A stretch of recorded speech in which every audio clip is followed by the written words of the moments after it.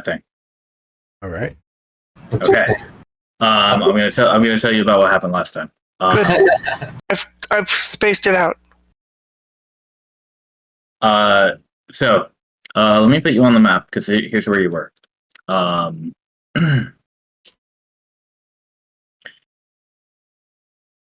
Last time, over the past few sessions, you we lost somebody from Roll20 already. I wasn't even there. You're good. Oh. Alright. You went looking for really any kind of shelter out in the desert.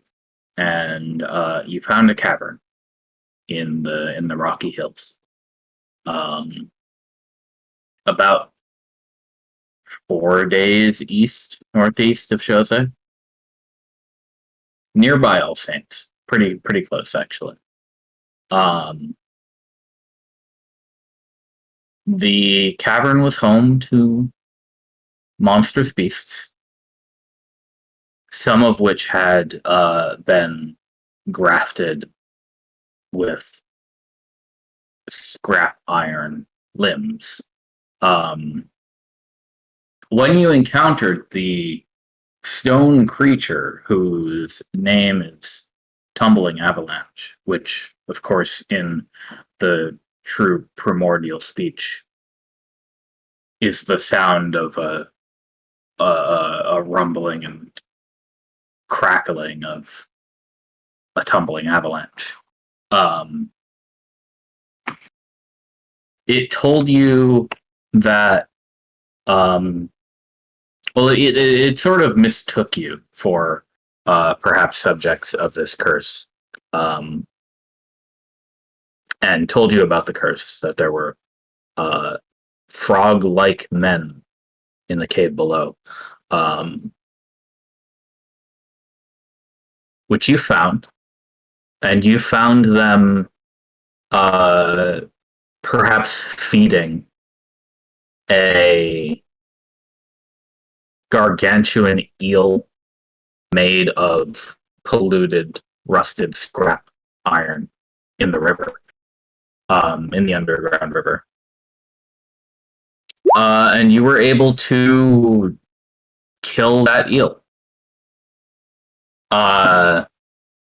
You drove it into the rock and it caved in. Fortunately, the cave-in doesn't seem to have harmed the structural integrity of the cavern up above. But down below, there is now a very dead, accursed creature, and about 8 very dead, half iron frog men.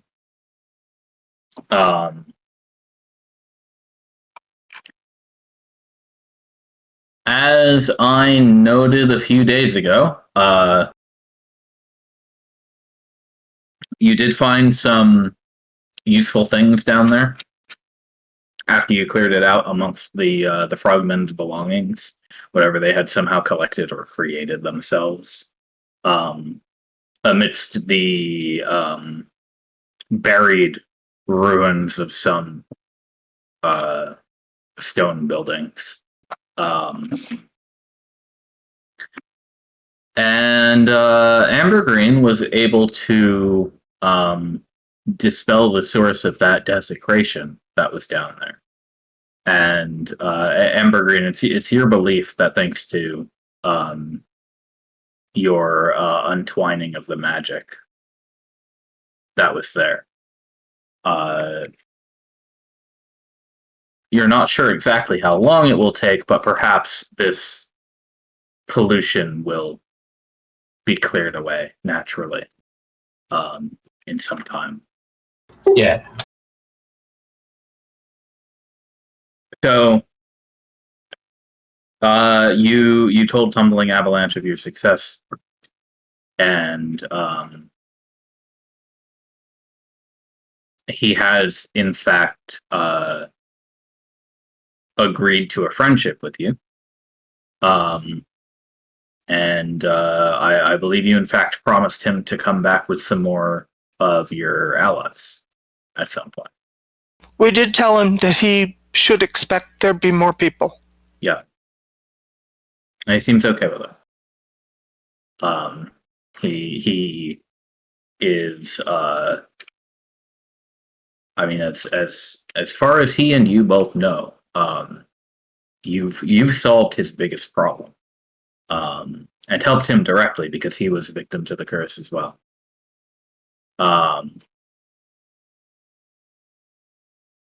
So now you are left with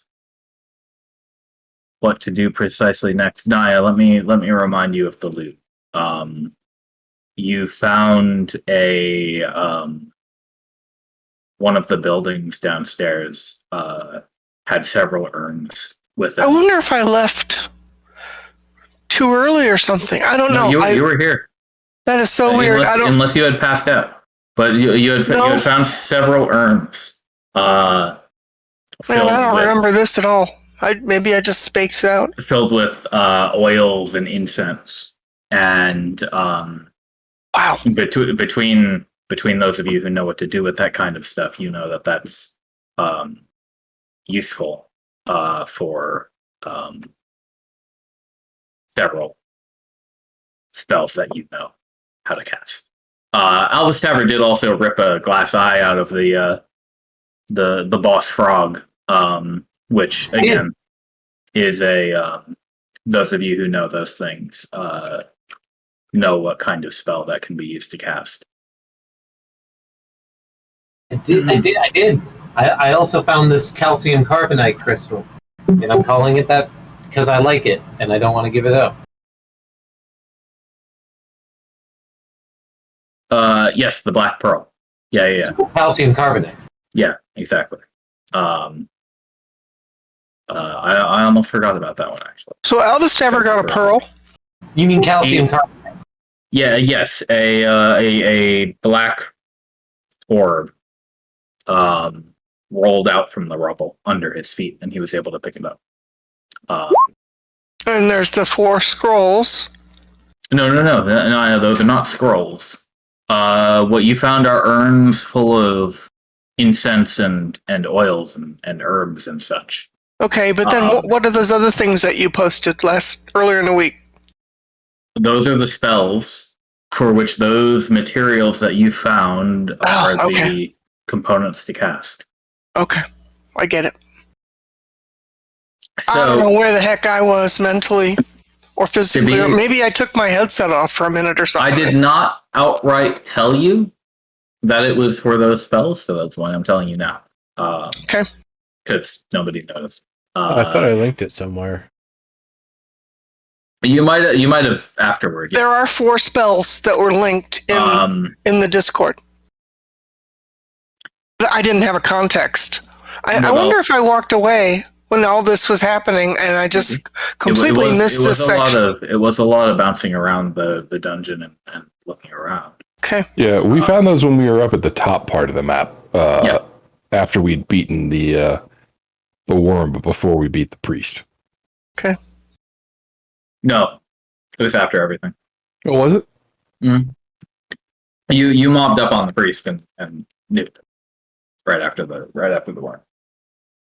You explored. Oh, yeah, that's right. Yep. What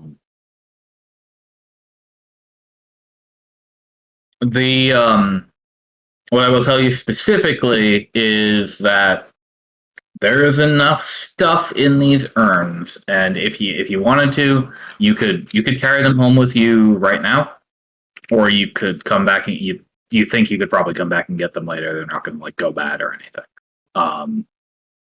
If you want to leave them behind, but that's up to you. There's enough in these urns that you could cast Hallow or Reincarnate once. Or you could cast Divination 6 times.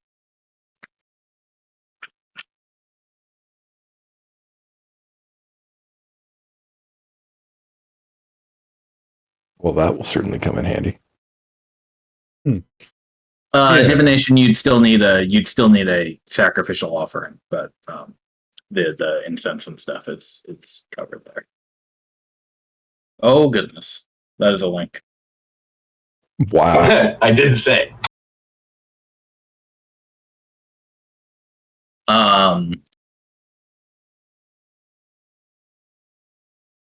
But yeah, those are for you to use. But if we need to use them, one, I presume they take up a spell slot. They consume a spell slot. Well, if you cast the spell, you cast the spell. Okay, and then we would have to be carrying the appropriate item with us, Yep. right? We'd have to be carrying around an urn of something. I can promise you neither Hallow nor Reincarnate are something that you necessarily are going to be casting in the thick of things, considering the casting times are 24 hours or 1 hour. Yeah, that makes sense. Okay. Divination you might do a little more frequently. So if somebody's going to go casting divination, maybe you keep a little jar or pouch of whatever you need to cast it once or twice. Yeah, I don't think we need to dip into the supply. We can just get those from our normal supplies from the Empire. Oh no! What I mean, these stacks are separate. There's 6 divinations and 1 Hallow or Reincarnate. They don't use the same material. Okay, 1 Hallow or 1 Hallow and 1 Reincarnate. Or Okay. gotta pick one. So 1 Hallow or Reincarnate. And then how many of the other ones did you say? There's enough incense 6 for 6 divinations.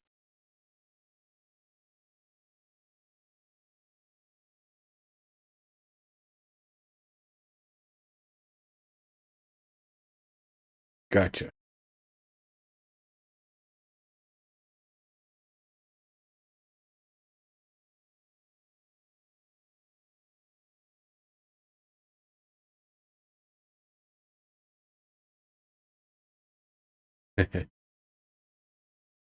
All right.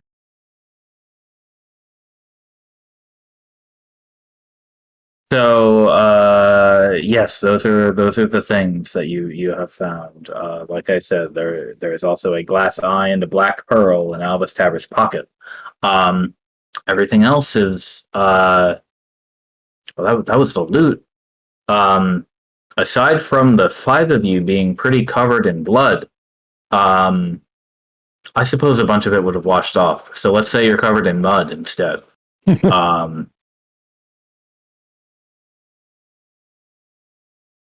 But you've made it back upstairs perfectly safe and healthy after that thunderous fight. So yeah, up to you exactly what you want to do. Right now, you have a little bit of your standard freedoms here to make decisions. Well, the first wave already came, right? Did it? Did we say that at the end last time? It was very late. Yes, you did. Okay, then I did. Thank you. Then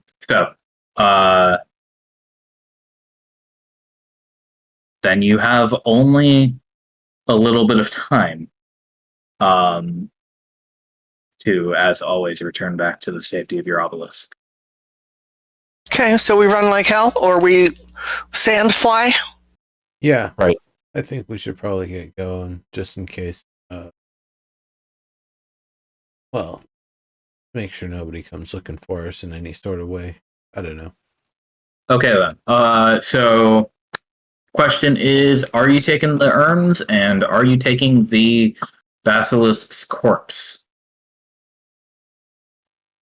We should definitely take the urns. Yeah, I was going to say definitely take the urns. You said the corpse doesn't really have any meaningful materials other than the one we already got. Was it the eyes? I apologize. Did we do this 5 weeks ago? Did you get the bile? Yeah. I thought we grabbed its eyes, right? Wait, Grab the eyes, and who has that's it in your it. inventory? Elvis, probably. Mm, You wrote it down, right? When we talked about it at the time, you said it was probably the only thing of value because we looked at basilisk hide as possibly having some value for somebody. And you said, well, no, it's really just the eyes. yeah, and I wanted the teeth because they're rock eaters. And then I made that roll for the bile. But I thought we all agreed that that could be done later because we cast a spell on it in order to make it not rot. Okay. Oh, right. And there were mobs right around the corner. That's right. And so now it's later. Well, yeah, but the spell is still under effect. We can take it home and then take How big and heavy is it? Stuff out of it. Not that big. So we can drag it or something? It is a medium creature. You could probably strap it down to the skiff. It might slow you down on the way back to the skiff, but okay. Just a little bit. Yeah. So if I'm remembering the events correctly, it was we will look at this later, but let's deal with this cave, and then like that sounds right. It is now later.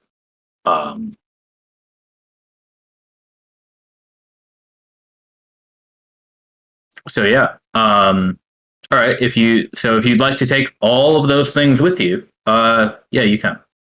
Okay, Nimbus, cool. can you make your little floating platform?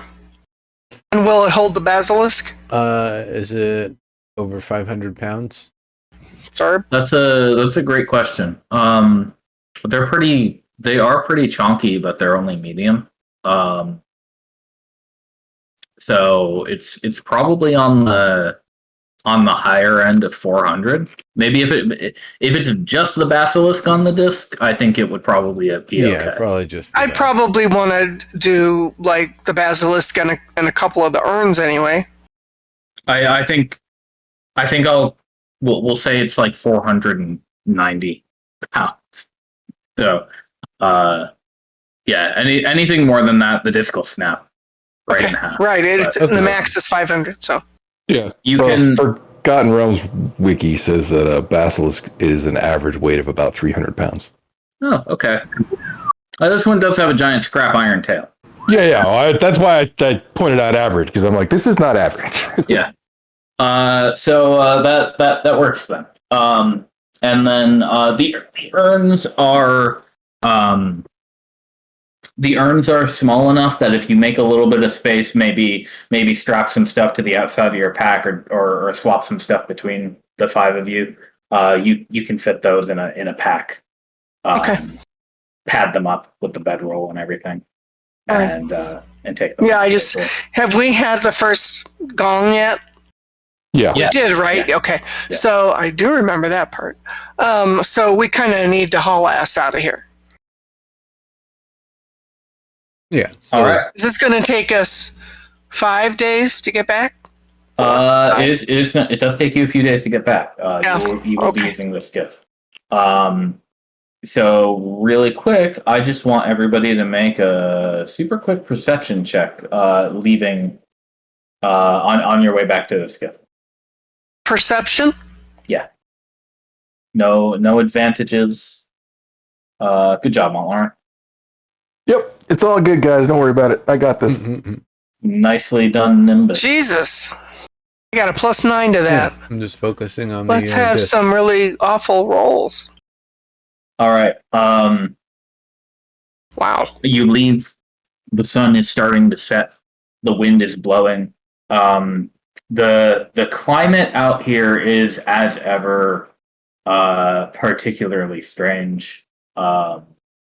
Even mid-spring, which would normally be quite hot in a desert. This Vesoth is in a very temperate climate. And the only thing stopping the rain from getting to this desert was that great glass wall.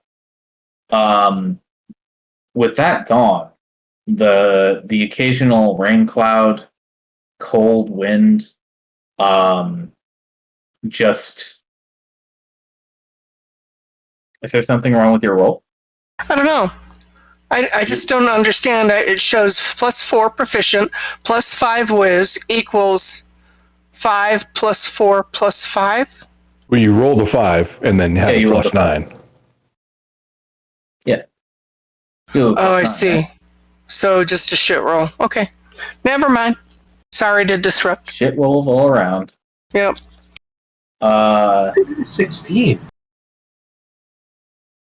But well, I mean, it was an 11, so it's a slightly above average roll. But what I wanted to say basically was that despite being a desert and having many of the qualities of a desert, this region of the world is no Kotora, and it's a little strange to those of you who may have spent some time in arid regions or just know about them, that the weather is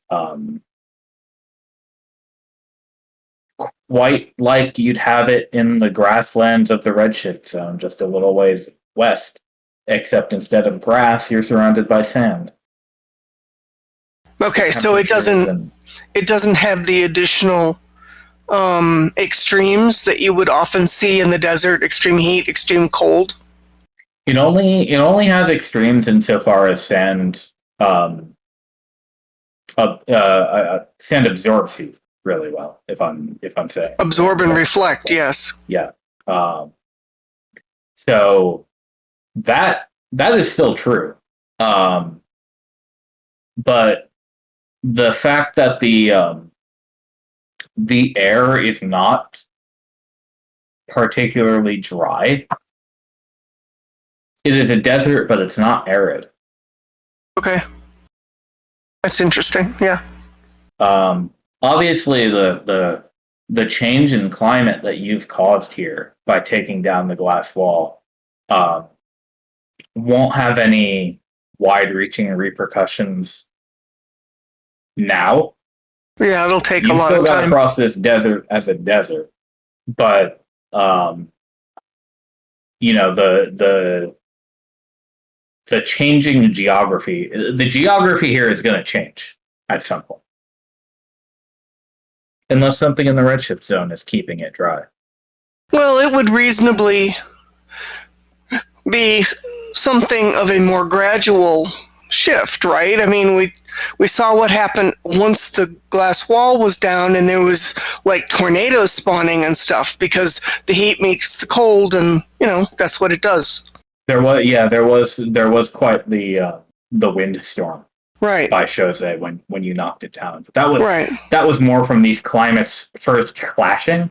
It's still pretty windy in the valley, but it's kind of normalized by now. Right, but I would expect it would take a long time. I mean, it took 1,000 years to make a desert.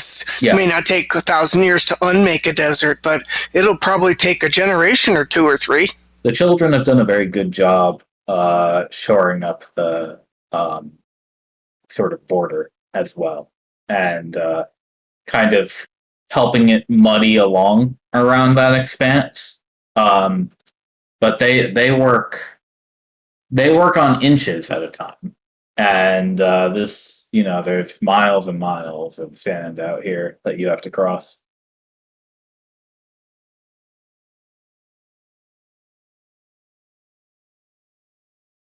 Yep.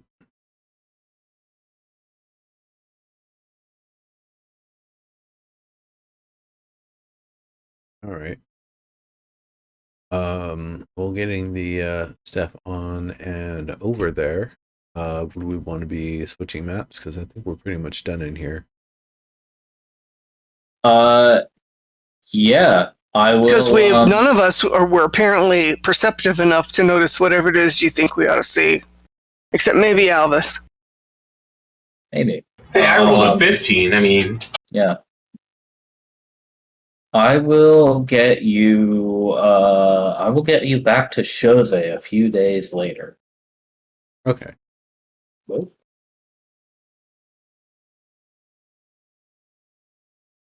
Here we are. With the Redshift storm at your back, you are able to pull in to the city fort, where you, upon your arrival,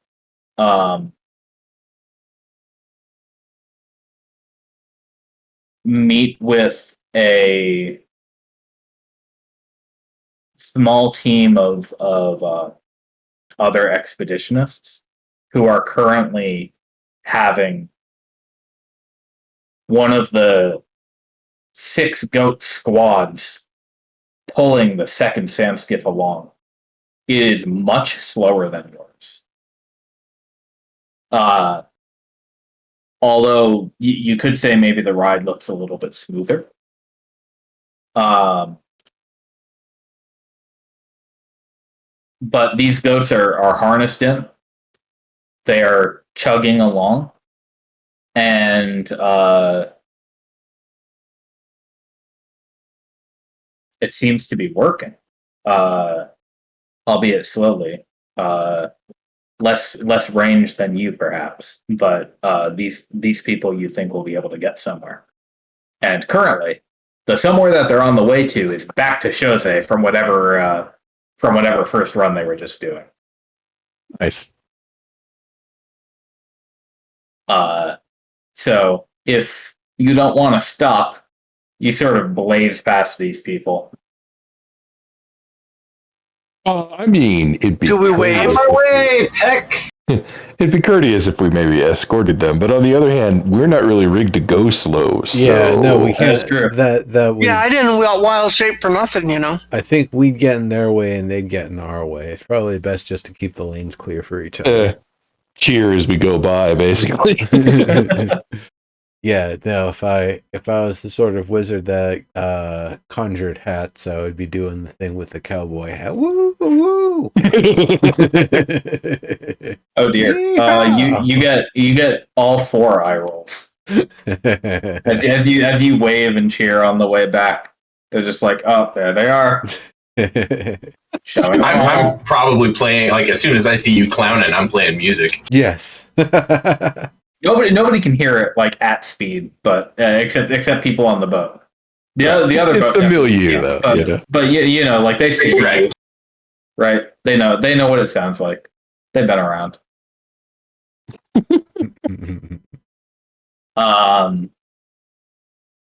A few minutes later, you are able to pull into the fort area proper, where you are. You tie up the skiff like usual. Outside the in the sandy part of the city, which is technically outside of the protection of the obelisk. But it's pretty difficult to move the whole skiff inside, and they're pretty big too, so they take up a lot of space. So on foot the next little way, and you can get back to the safety of the obelisk proper. Yeah, we just unpack the boat and carry it all in, right? Yep. Yeah. Yep.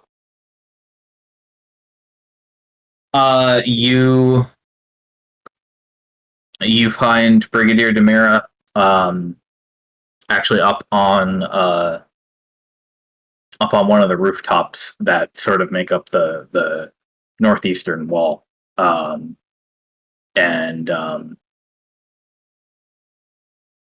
She puts away her spyglass that she's using to spy those people you left behind. And she says down to you, I saw you come in. How did it go? We Pretty found well. a good spot. Yeah, exactly. Pretty well. Yeah, I'm pretty sure we found our next forward operating base. That's fantastic news. Here, tell me about it. She hops down and opens up the gate. Gate's already open. She'll hop down and come meet you at the door. It has water. It has attendants. It even has oil. Yeah, well, maybe that oil's going to go away, though. Maybe, but there's still like some that could be collected. Got to clean the water source, right? Yeah, I was gonna Mostly say, what it has is it's invisible from the surface. Yeah, shade. Yeah, and has a potential ally that we met. Yeah. The attendants. Yeah, tumbling rock slide. Right? Avalanche. Tumbling Right. avalanche. Yeah, tumbling avalanche. Pro tip though, you're gonna want to either have someone who can speak primordial or some way to communicate with other languages. Yep. Okay. We're pretty lucky that we had somebody who could speak primordial. And Well, that is, obviously that is I should clarify. He speaks like the real, like true primordial. So, what I do, what somebody who's trained in primordial would be able to say, it's good enough, and you can probably understand them well enough. But, yeah. If you've truly found a spot that can support people, a few dozen enough for a keep, then how far away was it? I have to figure out how to send Dex over there. The red rock south of Alsane's ruins is where we were able to discover it. Not terribly far down is where we met our friend Tumbling Avalanche, and he is actually able to seal and unseal the path to the desecrated ruins that we actually undesecrated. We didn't consecrate them and hallow them, but we could potentially go back and do that if that's a thing that would help heal the land for our friend out there. Good idea, actually. There are actually 3 layers to this, 3 layers to the cave. Surface layer had the basilisk that you see here on the disc and a bunch of minions. The second layer has Rumbling Avalanche and his friends. Tumbling. And the 3rd layer had Froglodites and their god. Well, we killed them all. Yeah, we cleared the cave out. Cave is clear. Yeah, and the lower level is where the water is. There's also ruins down there. We think it might actually have been the settlement that was south of Alsane's originally. I don't know how it got encased in rock, but Right. Archaeology, very interesting. I rode a giant worm. Drove it like an too. eel. Drove her right into a wall. Completely as planned. That's why it didn't smash me when it was turning around. Was pretty epic. It was. Well, it's interesting how, who knows how long the frogs, had been down there, but they were completely enthralled to this worm, and who was huge, is outsized huge. But I mean, they were worshiping it. They had like a priest, and this whole thing had risen up and around the deification of the worm. And it was kind of goofy, but it was also kind of like, okay, so these aren't completely non-sentient frogs, but they were shifted in all kinds of ways with iron parts, and it was a very strange kind of situation. It's all cleaned up now, but I mean, we still have to wait for the water to clear up because it's been polluted and all that stuff. Well, but yeah, and it was kind of nutty. There are those things that popped up at the start. Those 3 things that we killed real quick. Oh, yeah, the bug thingies. Yeah. he has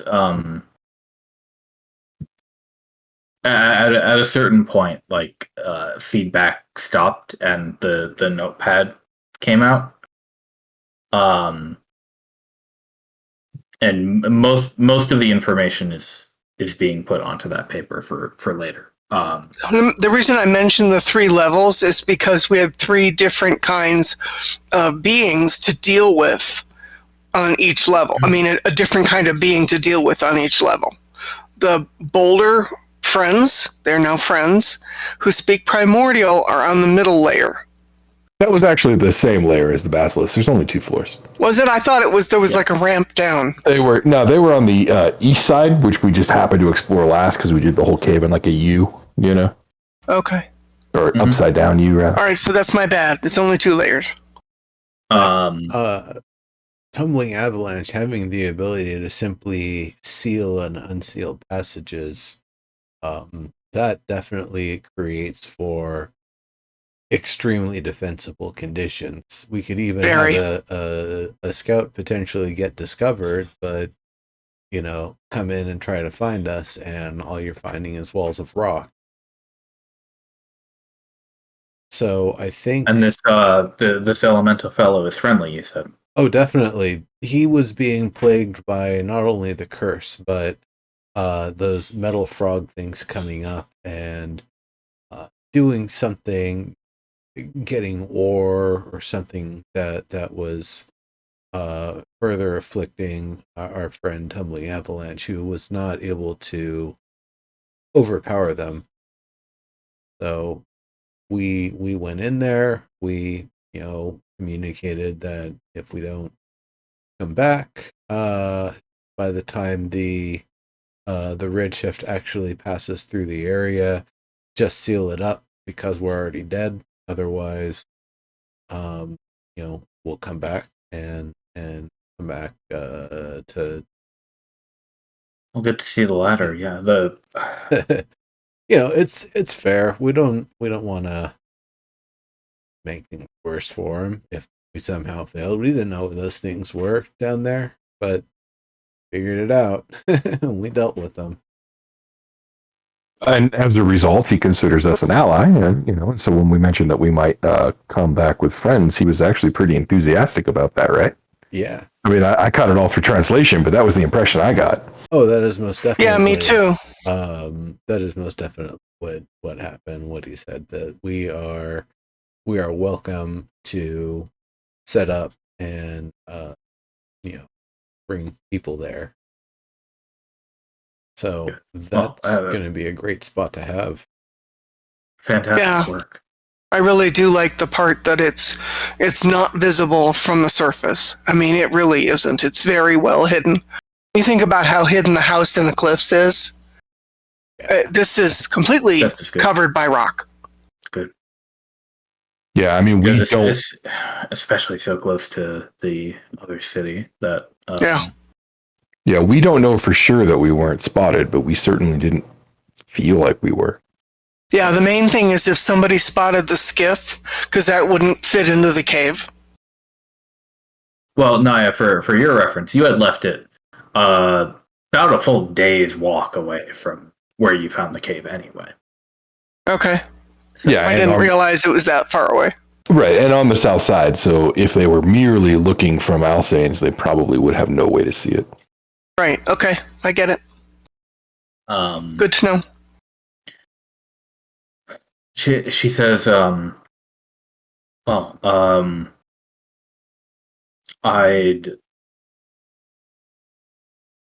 like to call on Arisa to if you have found that location where she said the other proxy may be, she might be able to give you some insight on that. But if you all want to take some time to relax, have a bath perhaps before that. Was that a hint? I'm laughing. Well, I know I'm like sniffing under my underarms. Take what we can get out here, right?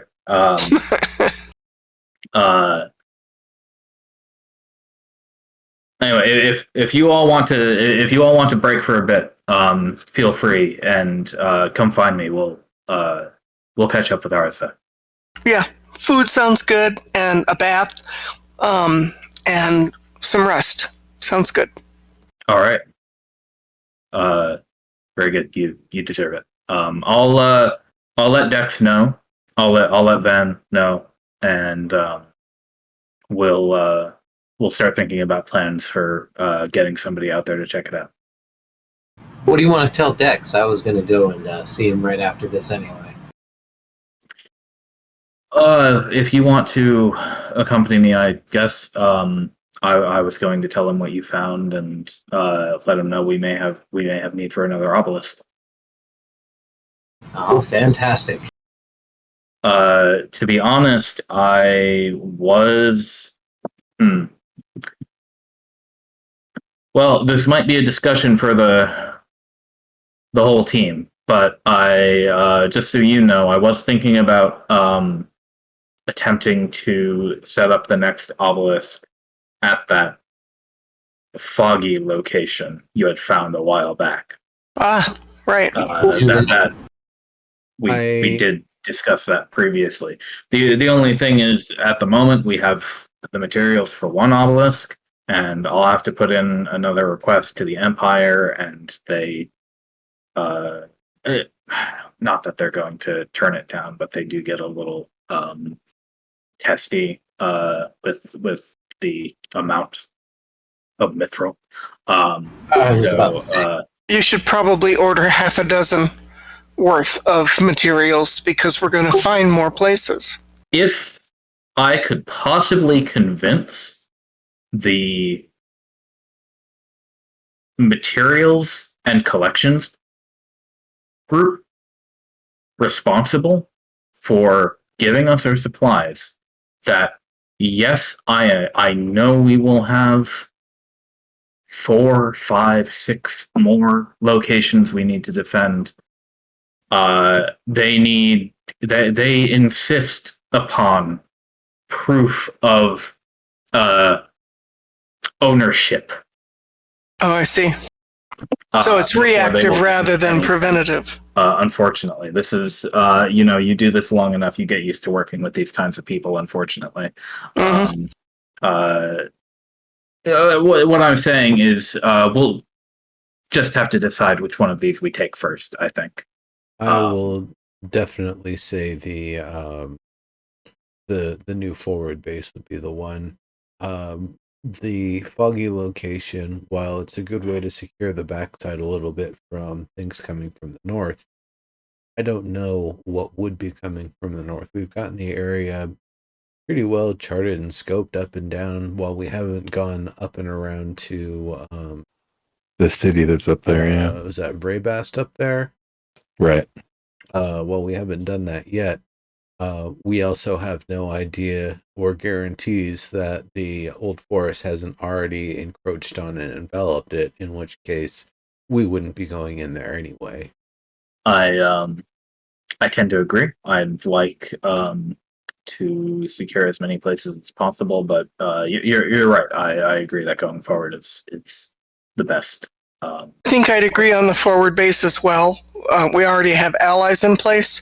We know the size of it and the scope of it. And while I like the foggy location as potential, I think the forward base is further east, and that's in our best interests and the interests of those in charge. Actually, this works out great for us because we can keep requesting them for the foggy location, and then by the time they get here, we'll already have the next location secured. I mean, our expedition is heading further east, diverting to a little bit north and slightly west of where we are. May not be great, but we can still keep ordering for it, and that's right. Just so long as we have a way to justify the supply train. Yep. Well, did just want to keep you appraised of that. So as long as we're in agreement. Well, everybody else, do we have consensus on this one? I think I so. think so. Yeah. Yeah. All right. Well, then I think that will be the plan. That'll be great. And is Dex the one that needs to go out there and validate or confirm the location and that it is what we said it is and stuff before you can order? It would be him or Venthus Exias, but Okay. he is reticent to leave the city as ever. So probably Dex. I mean, the man likes getting out and about now and then. Anyway, he can't stay cooped up in the Okay. Well, we library cleared all it day for him. long. I know that well.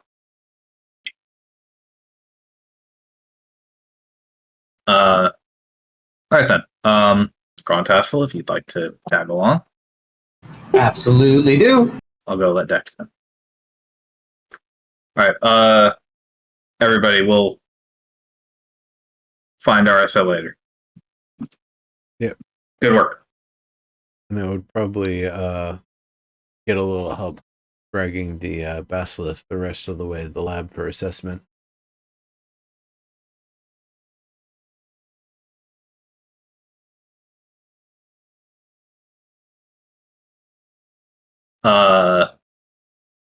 Yeah. So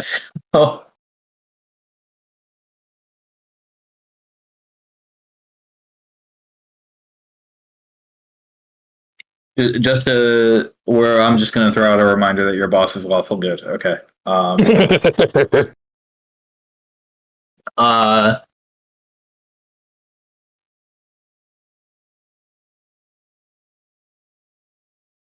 Albus Taber, you follow the Brigadier to Dex's office. I'm lawful neutral. We can get along. Oh yeah, of course you can. I mean, she's the whole reason you switched, right? Part of, not the whole reason. There was a full dramatic character arc. Yeah.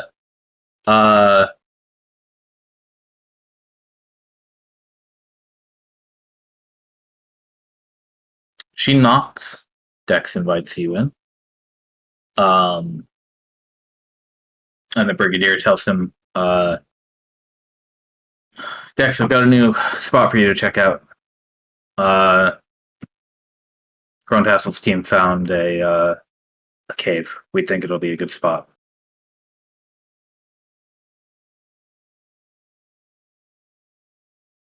He says, Now? Should I get my things? No, look outside. The Redshift is on the way. You're going to have to wait a week, but get your stuff ready to go. And maybe try making friends with some of those goats. Albus, did you want to interject at all? Oh, not with that business, not at all. I just had business of my own with this master of magic. And I get a smile as if I'm about to butter him up. That was me asking, not the Brigadier. Yeah, she says, other than that, we're going to be, the team is going to be having a chat with RSL a little bit later, about some interesting things they found. If you'd like to participate, just thought I'd let you know. I'm sure Grontassel will get you a location on the map. Oh, the yeah, desert, sure. or I have a map. where we need to go. I always And Dex, I'll leave it to you to assemble your team, I suppose.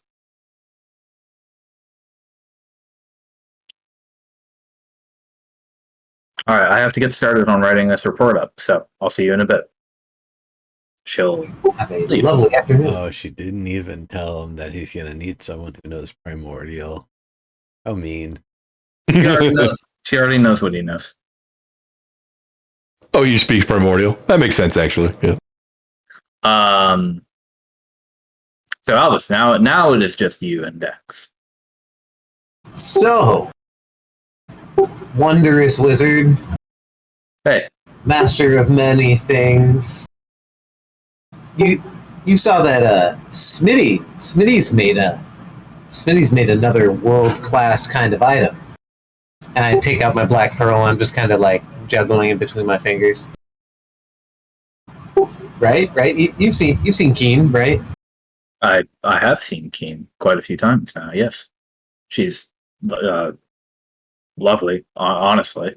I know, and that's why I was thinking perhaps, I mean, as special interest party, right? You would like to also have your name forever touched upon the metal here, and perhaps I could supply you with many an item, or maybe a few, or a couple of items, literally maybe two or so, so that Oh, you could. I'm happy to help. What's the subject? So I just have some items here, like three of them, actually, maybe not two. This glass eye here, I know it can be used for the party. Maybe you, maybe Nimbus would want it for some kind of divination shit. Not really the thing I'm here for. It's this black pearl and this fire gem here. And what I'm really getting at is like, I'm not good at the magic stuff, but I'm kind of good. But I'm really lacking in like the range department, and I kind of want to beef up my ride, as they might say in the city. So you're mainly giving him this pearl to show. Yeah. He says so. He'll take it from you. Easily. You know, the thing is a quarter of the size in his hand than it is in yours. And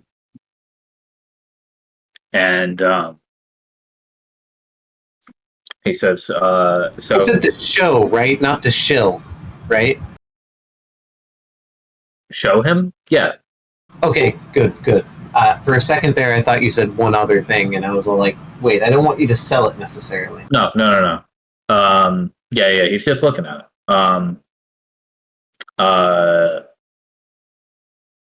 He says, where did you find this specifically? In a temple to the worm that I drove. I'm a worm driver.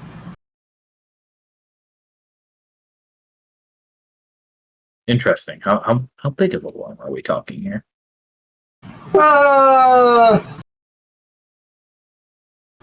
10, 15, 20, 25, 30, 35, 40, 50. Maybe about 50, 60 feet. And not just long.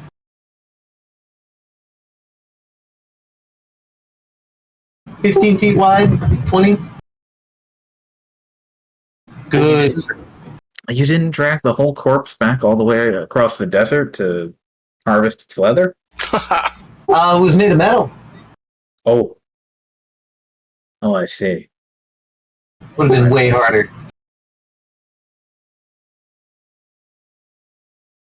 I assume it's still there then.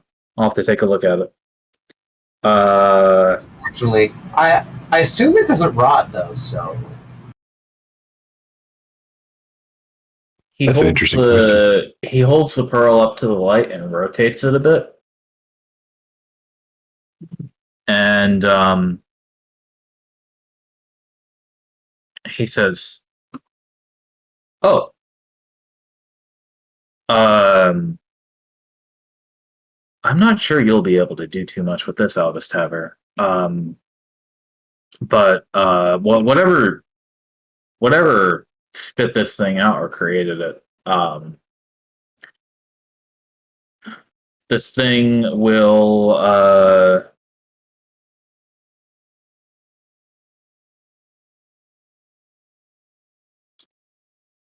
it should let you replicate something remarkably similar to a polymorph spell before degrading. If you look closely, it's actually just so slightly engraved. That's not surprising you didn't notice it. He says with a passive 20 Arcana.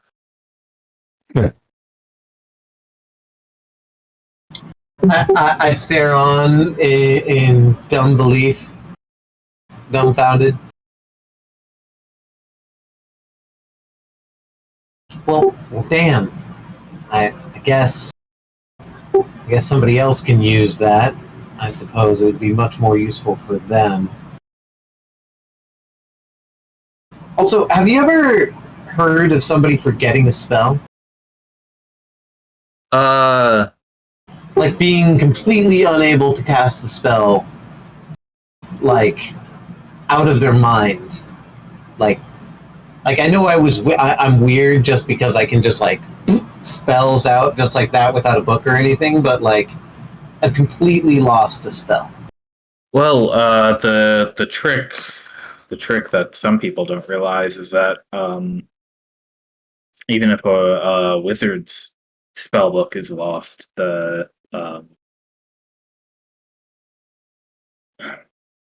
whatever it's not simply it's a common misunderstanding that we simply read and memorize, but there's a sort of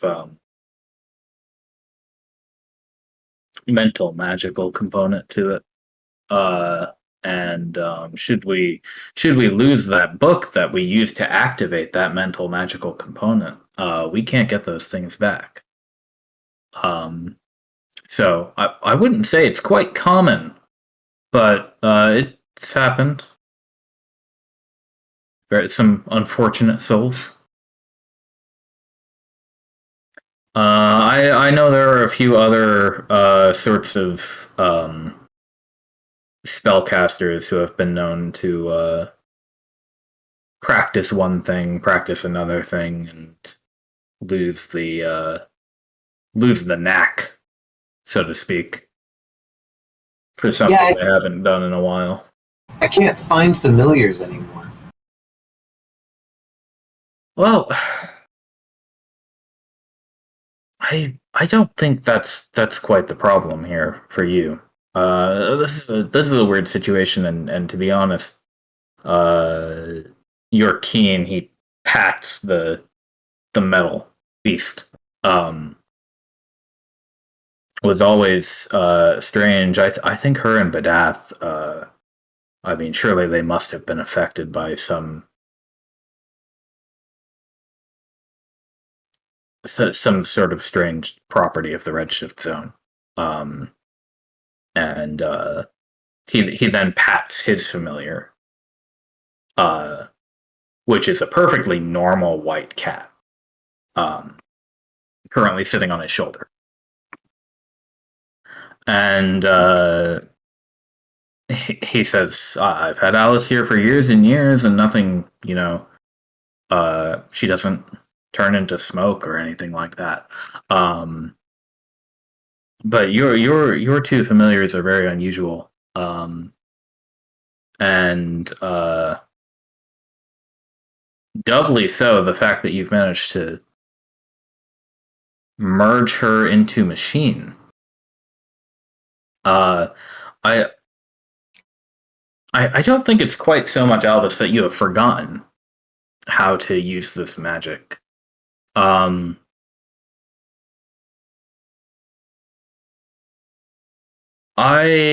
would go so far as to say you may have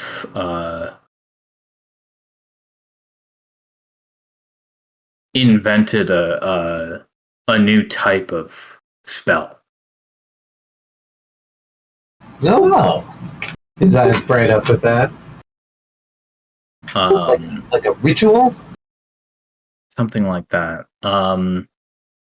These things can be a little non-specific and fuzzy, and we did have that art. We did have that artifact, which, if we're being scientific about it, is probably doing much of the heavy lifting here. Is my Keen a little lich? He says it kind of sarcastically and jokingly. Sarcasm, it goes over the head. He says, "No, I don't think so. I don't think this is that kind of thing. That object we used was I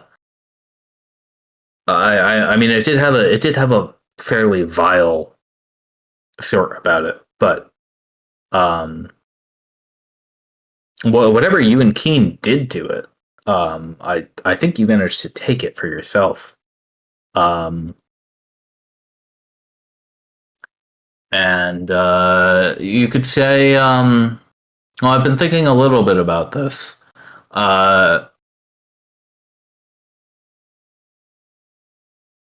Familiars are very incorporeal, bodily they may be. I think you may have done something to make your familiar in particular, and perhaps this is helped along by her property as a potentially red-shifted spirit. You have made her more corporeal than she was or could ever be with your regular magic. How very gnomish of me. Yeah. I mean, whenever we're all done out here, I certainly wouldn't mind studying her a little bit closely if you'd be willing to let me take the time. Absolutely not. No. Going back onto more pertinent topics, I've come for you sort of for help too, not just for lecturing. I mean, the lecturing does help a lot. Sure. Well, I hope so. What's up? I sorely lack a means of pitiful ranged damage. And I feel as if I have the components in order to give Keen that option, because I'm kind of focusing all my attention on my ride here. I was wondering if you would like to help put your mark on this wondrous item. He says, well, the first thing I think of off the top of my head is, I mean, I take it you've already thought of a simple crossbow. Passe. Wouldn't do enough.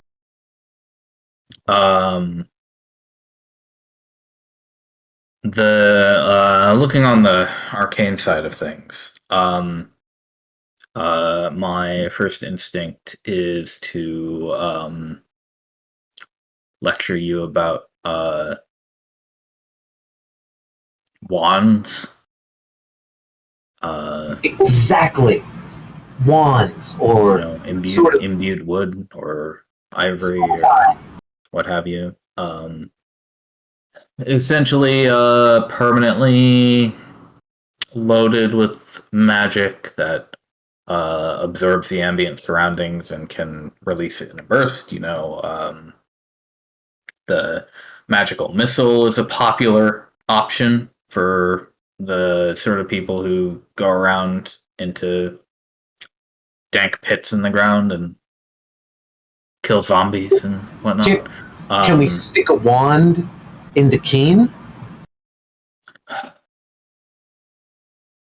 Dude. Probably. I mean, is it rude? Is it Keen is like it's such a weird thing when you're talking about bodily autonomy. Oh, lewd. I thought you said rude, and I was gonna be like, I mean, a little bit lewd, but isn't Keen kind of independent of himself? Like, I don't know, bodily autonomy. I mean, I guess it's a problem now that you've severed it from you, but before, he says, he says, only wand I have here is my own. It's just it's just dark wood. It doesn't have any spells inside it. But Could I make a wand out of like this chunk of elemental iron? Hmm.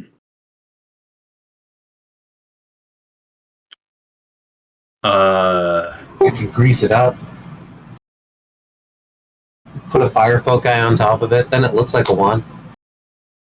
Usually, you will need a material with some innate magic to it. We Well, still this have that. We still have that unicorn horn. I would perhaps offer that one, but that has been well and truly used. This chunk of iron was a curse brought on by some giant worm. He casts a quick spell, and then he says, no, that piece is mundane. Maybe it was magical when you picked it up, but it's not currently." Kind of chipped it off the back of a friend, but I get what you're saying.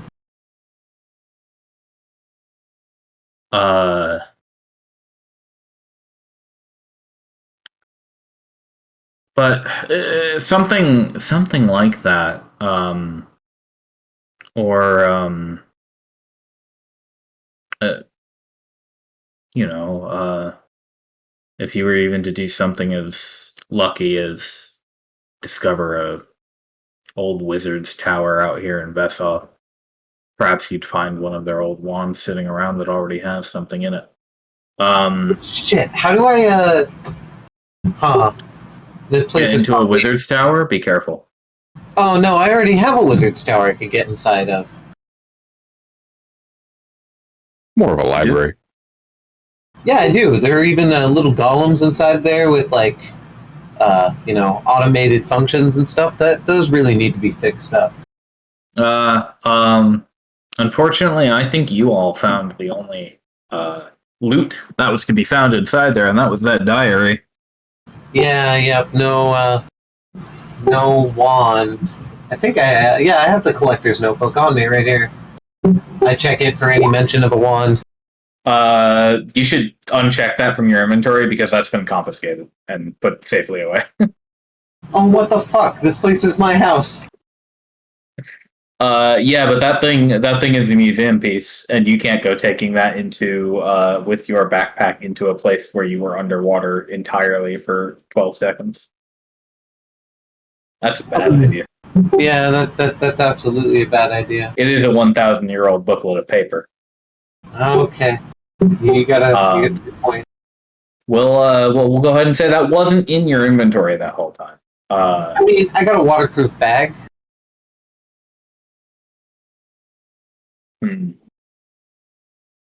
13 seconds.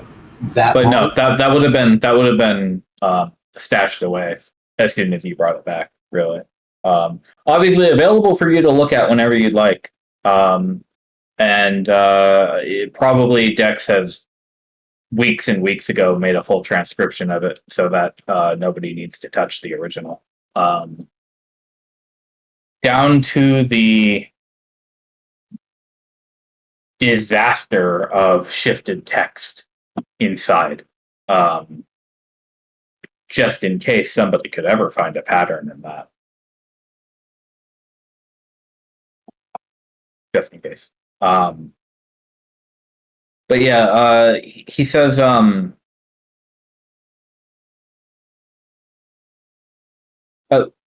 if you want to put a wand into this construct, I'll help you do it. Absolutely. Just get a wand or something close enough. If you can get your hands on something like that, then we'll see what we can do. Interesting. All right, absolutely.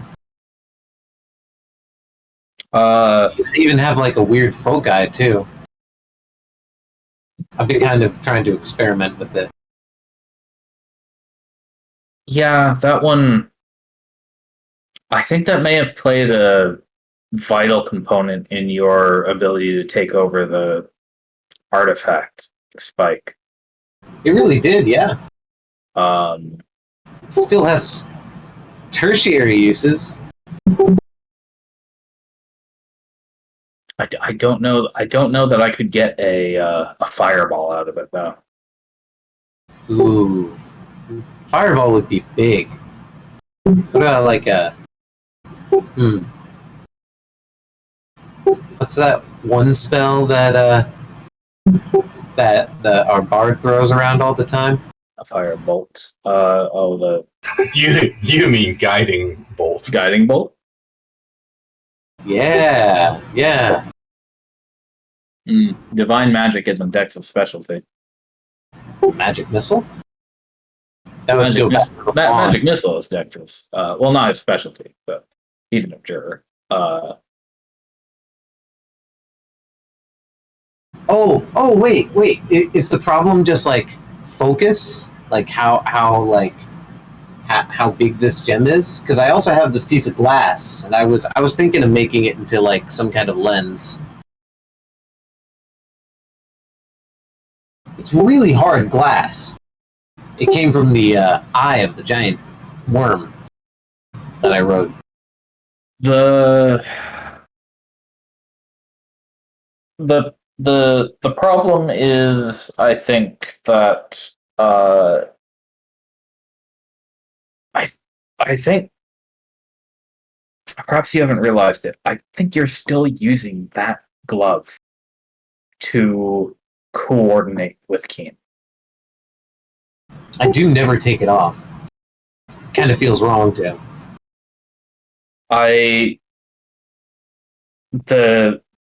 The way that you continue to move together in a way that is more connected than the average spellcaster and their familiar.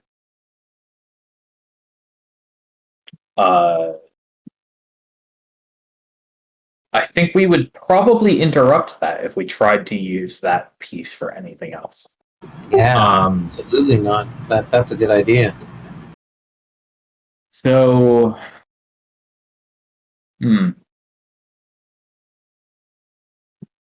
Interesting. I'm gonna have to get this grafted to my hand.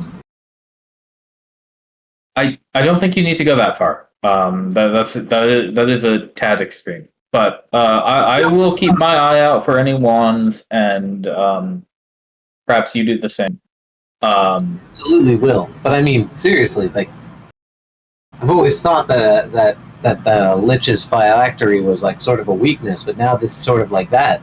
I'm gonna have to take care of it. I never wanted to leave my hand again. How do you painlessly graft a thing to your hand? I don't think you do. Okay, how do you do it in a manner that doesn't grievously injure you? I would say installing a burning gem into your palm or the back of your hand counts as a grievous injury, personally. Man, if you keep talking to me like that, I'm just gonna go ask Smitty. He might actually do it for you. I cannot say.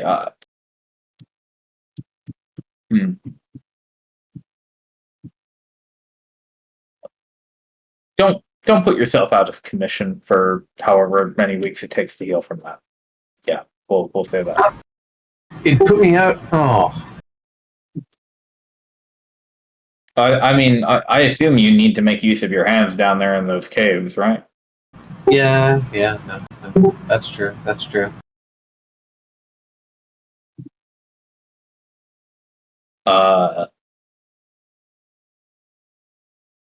Well, I would like to get back to everybody else, but Alvis, you have some heading. I have some heading. I have a purpose. Now I can do my chores and my other stuff. We can. Other people can do things. Yes. Is anybody else doing anything? I know we're bringing the basilisk back to Soriana. Yeah, that was pretty much the only other order of business beyond Okay. deciding where the urns are going. Short story made short there is she will be able to I would also want to have Pontus check it out with us. Yeah. What I was going to say is she will be able to extract the anti-petrification from it. Sweet. And then she will basically toss the whole thing over to Pontus, who, if you want, he'll tell you that he can make, do you want like a basilisk leather vest or backpack or belt? Is there a material or property or something about it that would be more durable or effective than what we already use? Unfortunately, no. This is the kind of thing that's really great to wear to a party, and like if you want to like show that you or somebody who works for you killed the basilisk. Basilisk farting. Good. It just sort of comes out of Alvis's mouth. For Keen, you mean? I mean, I was more of a fan of the spoonerism, but yes. But yeah, it's good leather. The scrap iron can go to a little bit of use. Smithy can melt it down.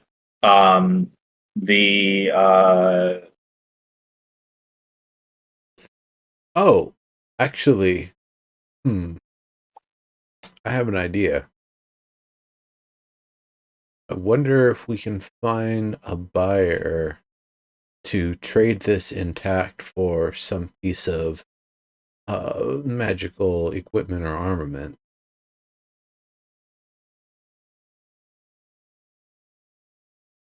I could write a message to somebody in the guild. Chances are a dead basilisk that's already had its the bile extracted. And at that rate, you'd really just want to be selling the bile. People don't eat these things. The meat is pretty rancid.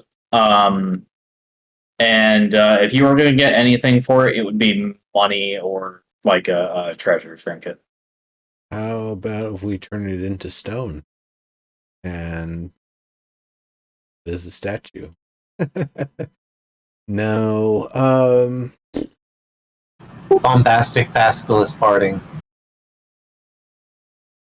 yeah, I guess unless anybody has any other ideas, just probably breaking it down for materials, leather, maybe bones, maybe teeth. Yeah, Maybe if its innards are good for any sort of stuff, sinew, tendon.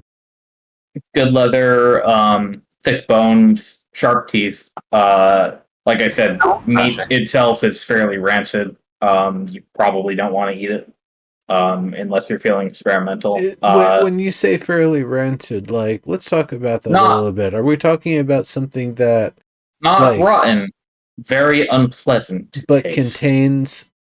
it doesn't contain like a poison or anything that could be extracted out. It's just nasty. It's just gross monster meat. Okay. Yes. No. Thank you. In that case, that part will probably be mulched and used as compost in the garden. Probably a good idea. The children may enjoy that themselves.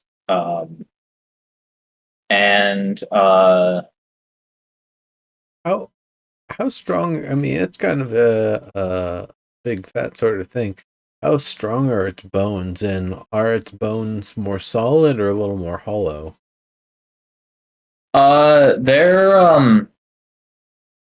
They're fairly chunky, and the commission, being resourceful, definitely has uses for bone material. If you need any specific like tool, you could definitely like get a bone dagger or bone knife or something if you'd like it. Basilisk bone. Pontus is of course happy to make something a little more decorative for you if you'd like it. And same option with some of the teeth, a few of the bigger teeth, really. Claws less so. It's kind of like elephant paws rather than claws on a basilisk. I wonder, they're not really useful as a focus of any kind. Not that kind of magical beast. No. The most useful part of a basilisk is indeed the anti petrification, which will cure petrification in totality. Is there any structural component to the eyes that would help make lenses that would be able to resist or reflect foul gazes? Well, as many do know, a basilisk is in fact victim to its own gaze. So Funny. Okay. its eyes wouldn't repel the effect, and as for being able to generate the effect, that in particular is an innate sort of magic Right. that is lost when not alive. So when they're eating something they've turned to stone, they're kind of emitting the Basically, they chomp it up and then it goes in, and then the bile converts it back to flesh. Okay. Yeah, it's why I want one of the teeth for a knife. I'll just have her be a stone dwelling or a cave dwelling creature. Yeah. Thinks it amusing to have one. Yeah, you could get a couple of basilisk tooth knives made if you wanted. I was actually wondering if there's some way we could use it. Maybe Smithy will be the one to talk about for this, but using the jaw for some sort of like stone digging, burrowing tool. Oh, like a boring tool? Yeah, like something that can be used to, chunk sections of stone out when we need to. Something that you could add to Keen? I mean, she does have this mandible. We could try to make it movable. Yeah, it's something like that. I mean, I was thinking about it along the lines of almost having a motion like bellows, but instead of blowing air out, you're crunching down the vice-like grip like a set of pliers. I mean, if we could make these movable like that and then get some kind of like guaranteed tool to add to Keen, I don't see why we couldn't do that. The whole thing might be a little too big for Keen. Yeah, I see that. It will require a lot of bite force too. But okay, make a decision between a couple of knives or a stone crusher, basilisk drill. Yeah. Real. Honestly, the basilisk drill. I think that's a utility of the commission. The next best way, short of getting out there with the picks, is of course having Captain Van blast things, but it doesn't really leave much. So I think this would really help our digging and expedition crews. Just for clarification, sir, you were saying this drill is not getting put onto Keen, or is it? Correct, not onto Keen. This will become a large tool. Okay, that's what I was. A large machine. If this works. So Pontus tells you he will.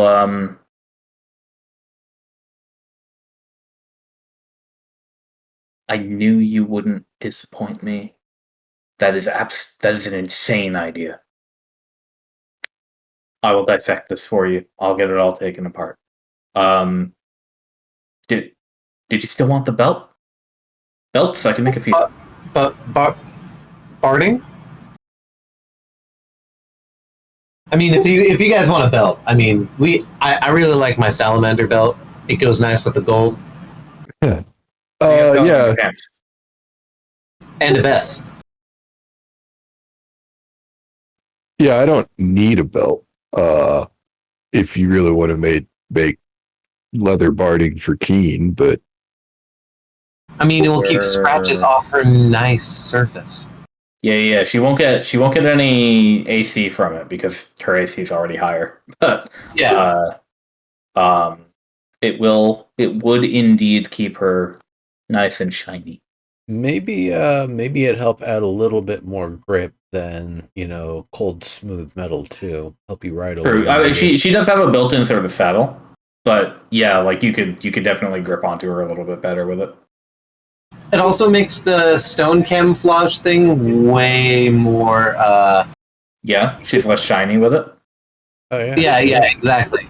I mean, she looks like a basilisk, and a basilisk's skin is naturally, It's like it has heavily, camouflage. Does the stat sheet have stone camouflage? And if it doesn't, that's a fail. It doesn't. But let me see if they have any stealth. I don't think they do, but no, it in fact has a -1 to stealth, but That's awesome. I mean, it does have like the red spines and everything, but I might give like a basilisk advantage on a stealth check in rocky terrain.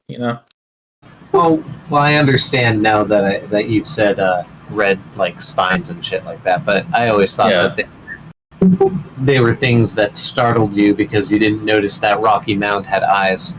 I mean, it does look like a rocky mound, yeah, just like a spiky one. But yeah, okay. So there will be a basilisk biting machine, and there will be a some barding for Keen to keep the glare off. Fantastic idea. Keen becomes Maho magical girl of the group, and we find various different magical costumes to dress her up in. I wonder if there's enough material left over.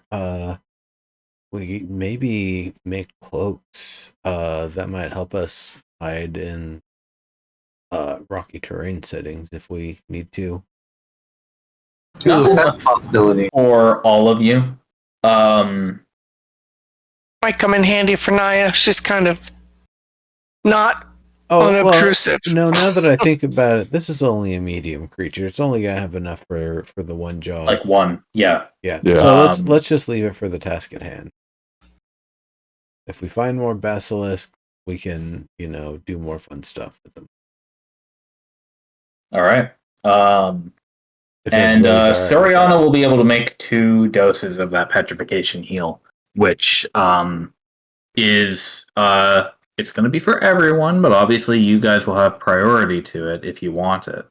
If you want to keep one or both of those on your person, then you can go ahead and put a 0.5 pound unit vial of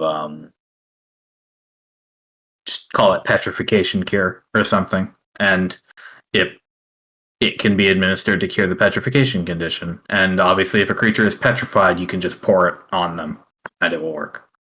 Okay. I would suggest that either goes to Naya or Nimbus, since any of the rest of us who would carry it generally go straight to the front line in a fight. Yeah, true. Makes sense. I was thinking we would give it to Ambergreen because he's one of the people that would be able to, if I'm not mistaken, restore people from petrification. So if he starts getting afflicted, he could just drink it himself. Pop it himself. I do have greater restoration, but I only have 1 cast of it at any given time. Well, the trick is Ambergreen can cure everybody else, but if he gets afflicted, Right. his gear turns to stone too. Yep. Yeah, I need one of you guys to save me so I can save someone else. Yeah. What Serb is saying is why I don't want to carry it. Right. Well, that's the same thing. That's why I don't want was to carry giving it to Ambergreen. but I'm also an upfront fighter. I tend to be right He pretty. does a little bit. But so yeah, what I'm saying is, if Well, we all Ambergreen, kind of do. if Ambergreen, if any of you get petrified, Ambergreen has a spell to cure you. Yeah. If he gets petrified, I can and cure it as well, but I don't have it prepared because you have greater resto. Yes, I have Greater Resto now, Okay. but I also have Mass Cure Wounds, so I'm opting for that one. And you only have a little bit of the material for it too. Speaking of which, Oh, you know what? I have both, but I opted for Resto. Well, there you go. That works because I Well, opted good. for you Mass share. Cure Wounds. I only have the 1/5 level. Yeah. Good Right, so spell. that we cover each other. Okay, so we discussed this a few weeks ago. There is a diamond that I gave to you that nobody wrote down. And it is a diamond worth 500 gold pieces. Wait, who did you give it to? Write it down. Well, I believe Nimbus picked it up at the Okay. time. He probably makes sense for him because that's probably a resource for a See, spell. I have my 50 gold diamond, but I don't have the 500 gold diamond. Yeah. So this was lost to time until Ambergreen needed to cast Greater Restoration and couldn't because nobody found the diamond. So Ambergreen, how much does Greater Restoration cost? Hold on. Yeah, just slap the spell in there. It's Shit, 100. I didn't realize it cost that much. It's 100 and it needs to be turned into dust. So There what? it is. That's level 5, though. Yeah. What Mercutio can do for you is cut this diamond and get you 200 gold of diamond dust if you want it, because your spell Revivify works on a 300 gold diamond, right? So However, you cast. Sorry. However, I believe your spell Raise Dead also works on a 500 gold diamond. A diamond in particular, I'm seeing for Raise Dead. yeah, chromatic orb, glyph warding, non-detection, revivify for 300, stone skin for 100, greater restorations 100, raise dead is 500, resurrects 1,000. We do not have, and we 1,000. don't have Resurrect. So yeah, we could get 2 greater restorations and have it hang out for revivify, correct? You can get 2 greater restorations and have enough for a Revivify, or you could keep it as is and have enough for 1 Raise Dead. Now, the big difference between Raise Dead and Revivify is that Raise Dead works after 10 days. Revivify only works within 1 minute of death. If you think you can get to your friend within 1 minute of them dying and cast that spell to bring them back to life, then great. If there's any chance that you can't do that, then you'd have to use Raise Dead. Now, what I will also remind you of is that Naya currently has access to Reincarnate 1 time. Spare the dying is also a way to make sure they don't die, and then you can finish the save. Is Spare work? Wait a second. Yeah, I have access to Reincarnate, but only if I have it prepared. Yeah. I'm preparing Mass Cure Wounds. Yeah. Well, No, this is like a talking about future contingencies, and that's something we need to do right away. Also, right. Reincarnate is also something that you can cast after 10 days of death. Up to 10 days of death. Okay. Right, I was going to say, I thought it was within that 10-day window. Yeah, Reincarnate and Raise Dead are the same tier. Reincarnate is way more expensive for some reason. Also, No longer than 10 days. A Okay. little bit, yeah. So there you 2 healers. Sorry, Ambergreen. You're a little bit of a healer, half healer. You 2 have a couple of decisions to make, and I want you to make these decisions together as a team.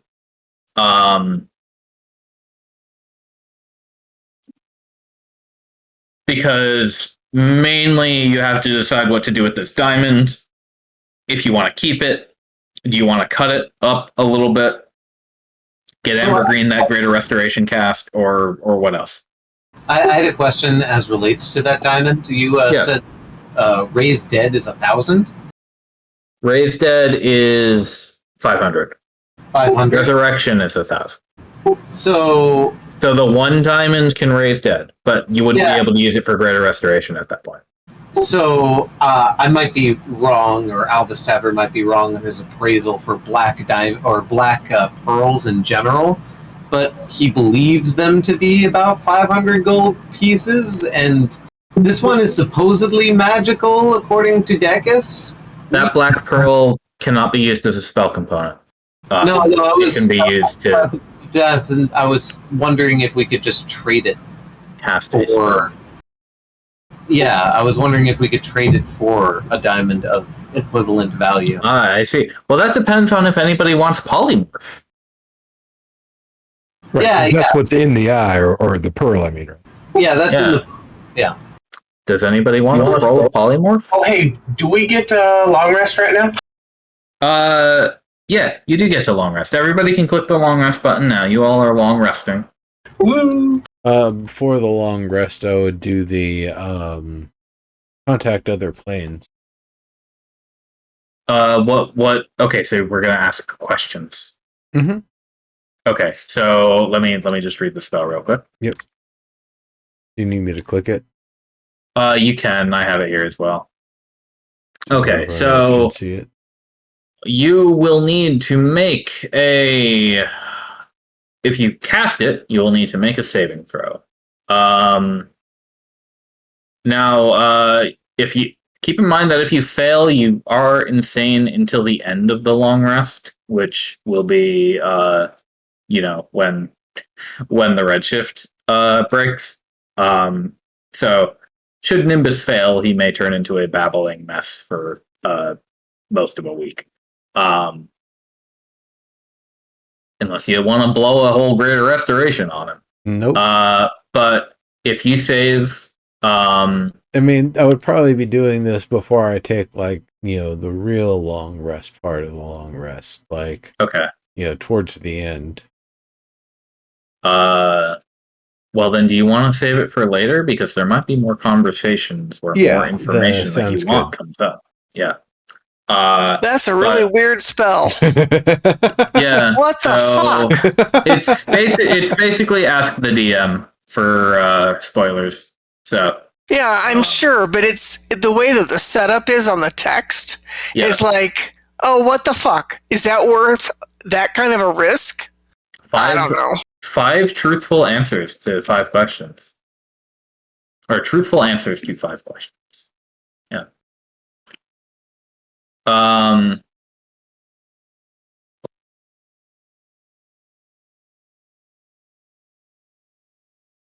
Okay. So you've got. Let's just put it all out. I'm gonna write it down. You've got 6 divinations. Mm-hmm. By the way, Ambergreen, divination is one of your spells. You've got 1 hallow or 1 reincarnate. And you've got 1 revivify. Revivify. Yeah, I have divot L4. Or 1 raise dead. Or 1 revivify and 2 greater restoration. Could you put that list in Discord, please? I sure am. Yes. Thank you. There you go.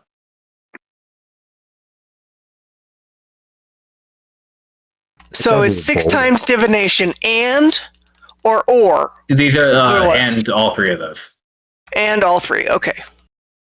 And divination is once again, Ambergreen has this. Naya could, but she's not the right type of land. Yeah, I was gonna say I don't have divination. And Amber Maybe Green later. is similar but less risky to contact other plane. Ask a single question concerning something that you, some activity that will occur in the next 7 days, and the DM must give you a truthful reply, although it could be a cryptic reply. Yeah, we used this one once before. We haven't. No, somewhere in this campaign we used one of the ones where I And nobody expects Serb to like scam us. No, we used it once. I remember. What? We used something like this. Yeah, we totally did. I'm pretty sure it was. I'd have to look at all this, but yeah, I used one of these divinations a long while back. The question was about Did you use augury, the level 1 version? You know what? Oh, maybe. It might have been augury. Yeah. Do you have It was augury a long sticks in time your ago, so it inventory could have already? been a level 1. What was that? Do you have augury sticks in your inventory already? Maybe not. Looks like no. You must not have written them down if you cast the spell before. No, I did though. I remember asking you some things. It was about the It Yeah, was about the siblings. yeah. I remember that one actually. Oh, I'm sorry. It's a level 2 spell, but yeah. I remember you doing that. But yeah, divination is one that you have a few available now. So if you cast it 2 or more times before your next long rest, there's a cumulative 25% chance that you get a random reading. So that's available to you 6 times. You have the incense. You will have to produce a sacrificial offering appropriate to your religion, which I'm going to need you to tell me about if you choose to cast that spell. It would have to be music. I'd have to play a song. Okay, so all this, I'm sorry. I am being a noob again. Sorry. I apologize in advance, but all this stuff that we're talking about here is like new info. So I'm having a little bit of eye glaze and also trying to kind of slot where does this information go? Because I'm not sure any of it is really applicable to Naya. And yet, I think the main question that I need to ask right this minute is, are we now at some level 8, level 9, where it becomes important and relevant, completely relevant, to have certain kinds of materials on hand all the time that have a certain XYZ value in order to be able to cast a freaking spell? Yeah. That never occurred to me. Ever. In fact, always has been that way. Nimbus has had a diamond to cast chromatic orb. Yep. Yeah, it's always down to your DM whether or not they really enforce the material components or not. But okay, so all these things, so I would have to look at every spell I currently have, and especially the ones I actually, use. Well, Naya, to look I can get you a list real quick, Naya, of druid spells. Give me one. Oh, I can too. I can do that. I have a handbook. But I just, all of this stuff has never been important or relevant except to, Nimbus. And then we came up with that stuff when we were doing scrolls, but now it seems to be important to everybody.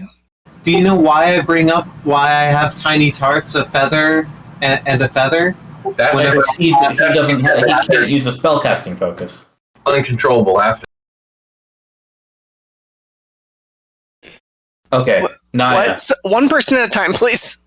Naya, the spells on your list that require components are, I don't think you've cast any of these ever. Well, that would probably explain why I'm a complete idiot on this. I mean, I feel like I'm like, what? Here we are, level 9 or whatever we are, and I'm like, say what? So, protection from evil and good, level 1.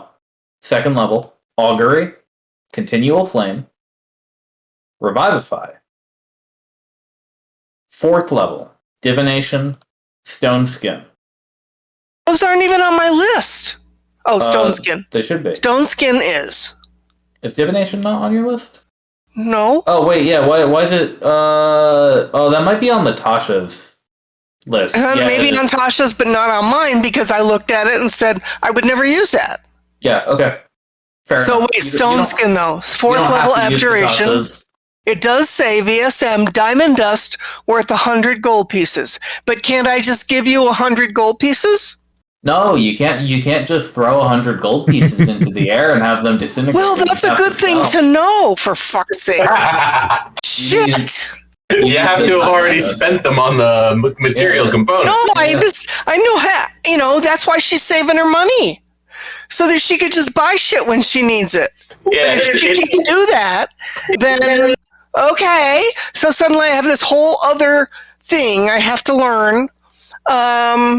Because it's entirely possible when we were fighting those what the fuck there, the fire elementals, and I was looking at maybe using like a stone skin. Yeah. Because I needed to survive. We're all in danger of dying, and I was almost out of spell slots. And I'm looking at, stone skin. But I did think, I kind of vaguely looked at the components and went, 100 gold pieces, I think I have that. And I thought I could just throw them at the DM and go, here. No. Oh, that's good to learn that. I can't do that. Now you do have a diamond, and you do have a diamond that you can turn partially into dust. Now I don't have a diamond in my inventory. No. Well, we're talking about this quantum diamond that disappeared. That I gave to you very much on purpose because you had unlocked the spell Revivify, and I wanted you to be able to use your spell. Fuck. Okay, so I'm sorry that I'm so stupid. I just didn't even understand that I needed to ask questions. It just went so over my head. That's okay. So your other spells, they really ramp up at 5th level because Naya on your list, Awaken, Greater Restoration, Planar Binding, Reincarnate, and Scrying all require material components. Now, the Scrying, for example, is not consumed. If you have a focus that you can use for Scrying... Scrying, I didn't even bring over. I remember we talked about that. Scrying was not something I was going to use. Okay, then fair enough. Oh, she's not never mind. Never mind. Scrying is always... So it's up at the top. Scrying is always prepared because it's a druid spell. Oh, it's your land spell. But it says I need a focus worth at least 1,000 gold pieces, and I don't have 1,000 gold to give you either. Yeah, you need like a crystal ball or something. No, your focus should be a thing that you carry around. That should be like a token or a thing that you have. Well, but I can go ahead and Naya, take this. That's not good enough. I was going to say this is 1,000 gold pieces, not 100. No, that one's for clairvoyance. Sorry. Yep. Okay, my brain does mix. So I'm going to just post this. So there's the scrying thing. It says a focus worth at least 1,000 gold pieces. I have no idea where to get any of those options.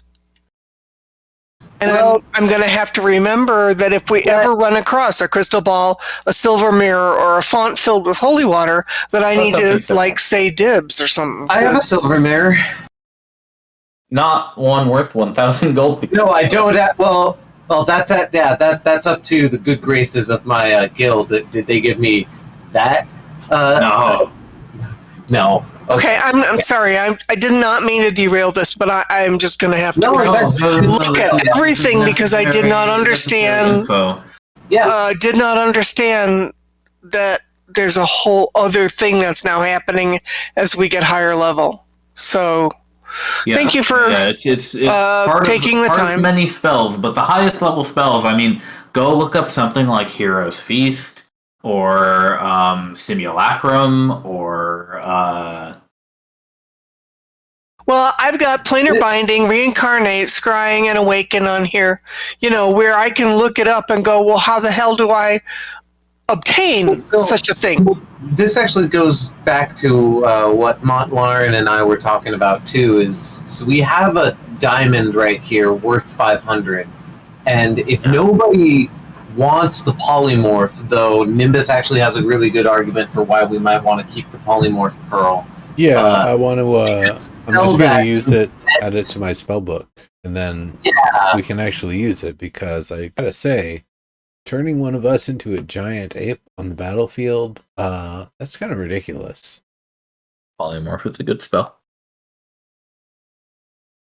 I'm fine with that. With regard to the diamond, are we talking about breaking that up into 100 gold pieces or selling it to the highest bidder for 500 gold pieces? So, no, you want the diamond more than you want gold coins. Yeah. Yes, okay. So you have one 500 gold piece diamond. You have a few spells that use diamonds. They're notably they are Revivify, which requires diamonds, just any amount of diamonds, totaling 300 gold pieces, which the spell consumes. Revivify will resurrect a creature with 1 hit point that has been dead for no longer than 1 minute. If somebody dies, you can get them back up. Now, obviously, if you're going to use it for that kind of spell, it would be a waste to use the whole diamond because it's 500 and it only costs 300. Right. Mercutio can cut this diamond for you. And also, no, you can't take the diamond to an appraiser who's going to appraise it for 10,000 gold and say yes. And no, but my next question was kind of sort of like that, which is if we have one 500 gold valued diamond, can he cut it into 5 100 gold dust pieces so that people who need 100 gold at a time could, like, you take 100 gold worth of dust, you take 100 gold worth of dust, etc. Yeah. Although the dust, I don't think Revivify lets you use dust, but it just says diamonds. So, like, you just need a 300 chunk left over at the very least, right? Right. So you can get two 100. I have to tell you, this Awaken says it needs to be an agate worth 1,000 gold. And it can't be some fucking diamond for 1,000 gold. It's got to be a friggin' agate. Yes. Shit. I mean, look up. You know what? Let me. I can go. I'm looking at all of these now. It's like stone skin, diamond dust worth of 100 gold pieces. True Resurrection, creature that is level 9 spell, creature that has been dead no longer than 200 years. 25,000 gold of diamonds. Yeah, well, that's never going to happen. Freedom of movement, a leather strap. Like, I mean, I didn't know I needed to actually obtain these things. No, so if the material is not consumed and doesn't have a cost associated with it, you can replace it with your spellcasting focus or component pouch, or the component pouch has the material in it. Yeah, but who determines that? You? No, that's just the rule. The spell says if the component is consumed. So, like water walk and water breathing, I have cast these willy-nilly as needed, right? But both water breathing and water walk say components VSM, and then it says a piece of cork. Yeah, so because the piece of cork is not sure reed or a piece of straw. Because the piece of cork is not consumed and doesn't have a cost associated with it, your spellcasting focus replaces the need for it. Okay. You can't do that for Revivify, though, because it both has a cost and is consumed in the casting of the spell. So when I cast Moonbeam, it says several seeds of any moon seed something or other that's off the... Yeah, so if I locked you in jail by the city guards and took away your spellcasting focus, you'd have to go scrounging around for things like that if you wanted to cast your spells. But since you have a spellcasting focus, that's not necessary. Alvis Tavern doesn't have a spellcasting focus. I don't think Arcane Trickster Rogues can use a spellcasting focus, correct? They don't have that feature. I don't think I can. It's mostly like the main spellcasters that have it, but the Arcane Trickster doesn't. So he actually has all of the material components for his 3 spells. Because he has to. Yeah, he has that little copper wire that he uses to cast. Okay, well that makes a whole lot more sense and it explains things. Yeah, but if you want to hear about some cool like spell costs, Invulnerability, a piece of adamantine worth 500 GP, which the spell consumes, immune to all damage until the spell ends. Let's see. Clone, a diamond worth 1,000 gold, 1 cubic inch of flesh of the creature that is to be cloned, a vessel worth at least 2,000 GP that has a sealable lid and is large enough to hold the creature. Yeah, that's that one.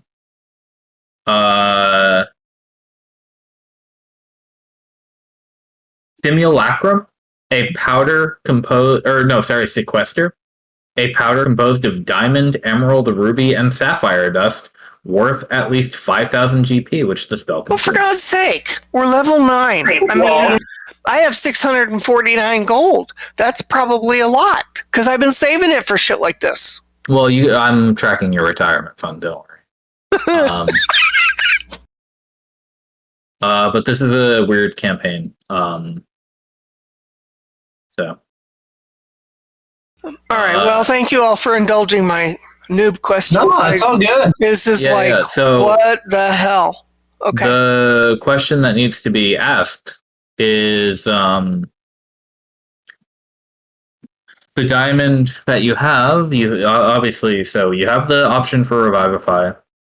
You have the option for the 2 sets of 100 gold bits of diamond dust. The diamond dust can be used to cast Greater Restoration. It can be used to cast Stone Skin.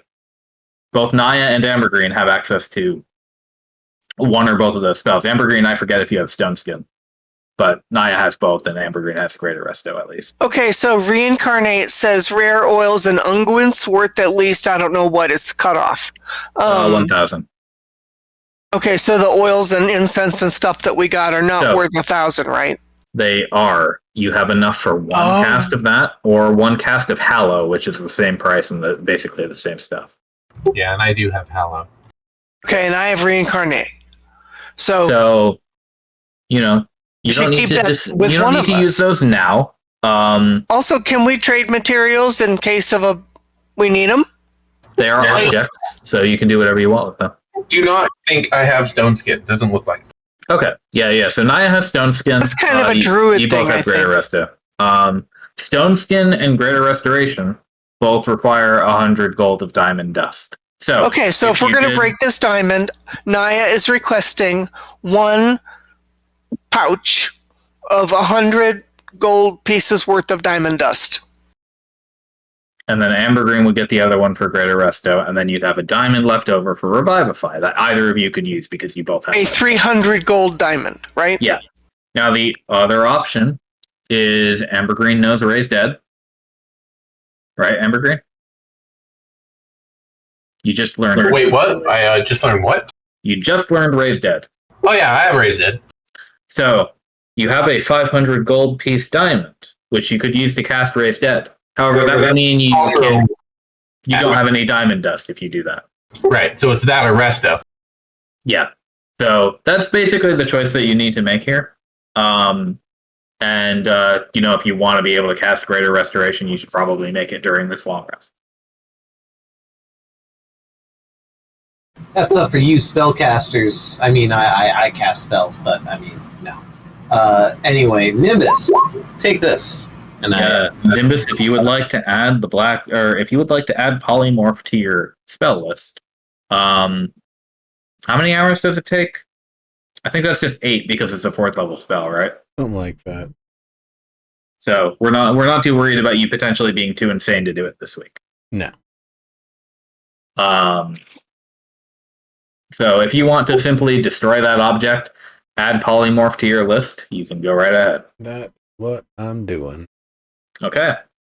Yeah, look away, Alvis. We gave it to him freely. Okay. Oh, there's no looking away. This is going to be hilarious when we have him turn into a Tyrannosaurus Rex. Okay, it's this giant beast. I don't know if anybody's heard of it. Well, it's also payment too. Nimbus actually has a clever idea that we need to run by Smitty, involving steam and water tanks. Yeah, I saw that. That is a clever idea. I think that might be doable. I don't think her underbelly is too hot. It's not. She won't be able to generate a meaningful amount of steam to get you. Okay, to get you anything stronger than a crossbow bolt, like a heavy crossbow, she's not going to be able to generate enough. Even a heavy crossbow would be great. Could you just mount a heavy crossbow she can use? I could see a small crossbow on her. No, I mean a heavy crossbow in damage is kind of perfect. I'm just trying to fill out my. I know, but in terms of her size and the size of her vehicle, that she's now what she is, it probably won't support much more than a small crossbow, but it could do hella damage. Without like ruining her agility, you could set up a situation where Albus Tabor carries a light crossbow, I would say, and has some kind of like slot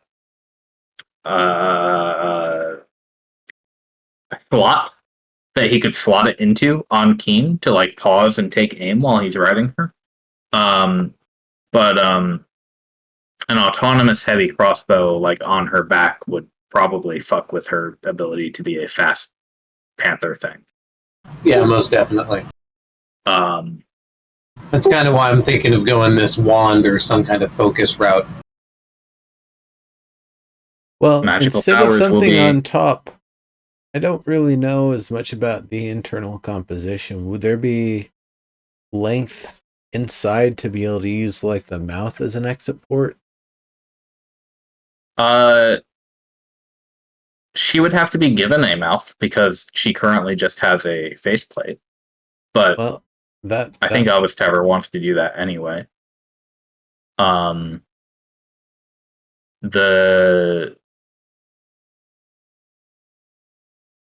here's what I'll say to you, Albus Tabor. He misses the ritual of gnawing on things.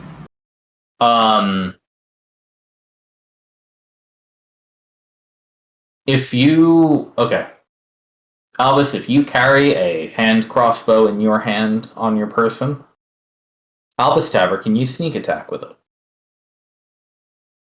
I think I can, yeah. If Keen has a one-shot bolt mechanism that you can reload in her mouth, she can get a ranged attack for like a D10. Yeah, but it wouldn't be like a sneak attack because it would be her doing it. Correct.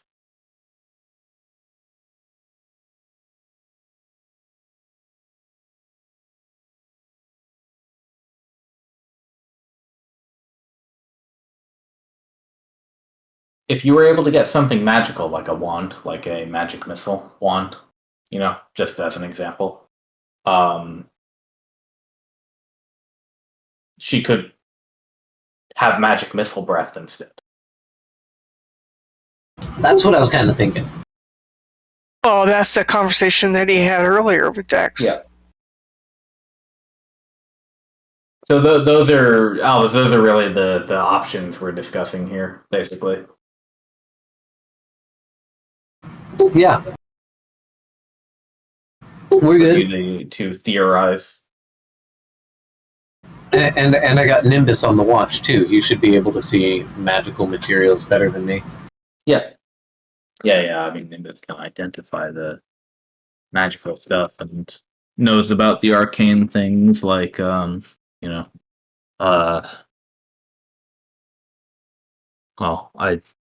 my go-to example is the unicorn horn, but I've said that a lot. Does he have a fire foci? I'm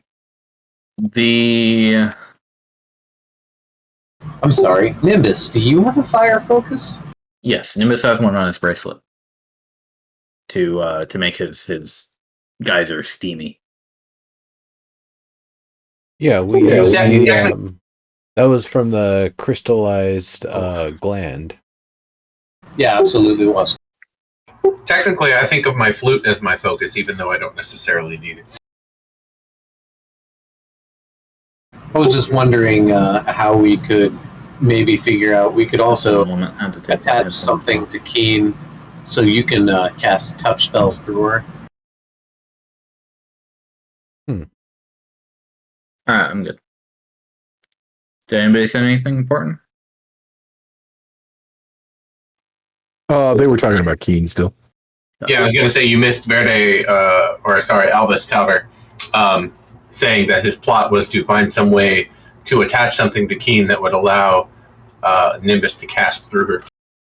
Yeah. Yeah, something similar to Adapt. Just heads up, Montlarin has a sword with a fire crystal on it. Hell yeah. Those are where they are located. I would never take that away from him, or even suggest it. I forgot where all of them had ended up, and I was interested.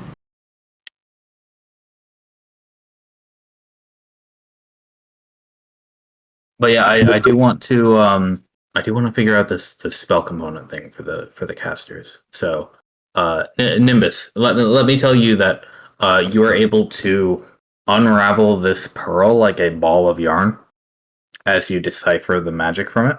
Yep. Well, that is so neat. How does that even work? Over the next, it basically takes you the entire day, though. Like this is a process to decipher, unravel, and then transcribe the spell without losing it.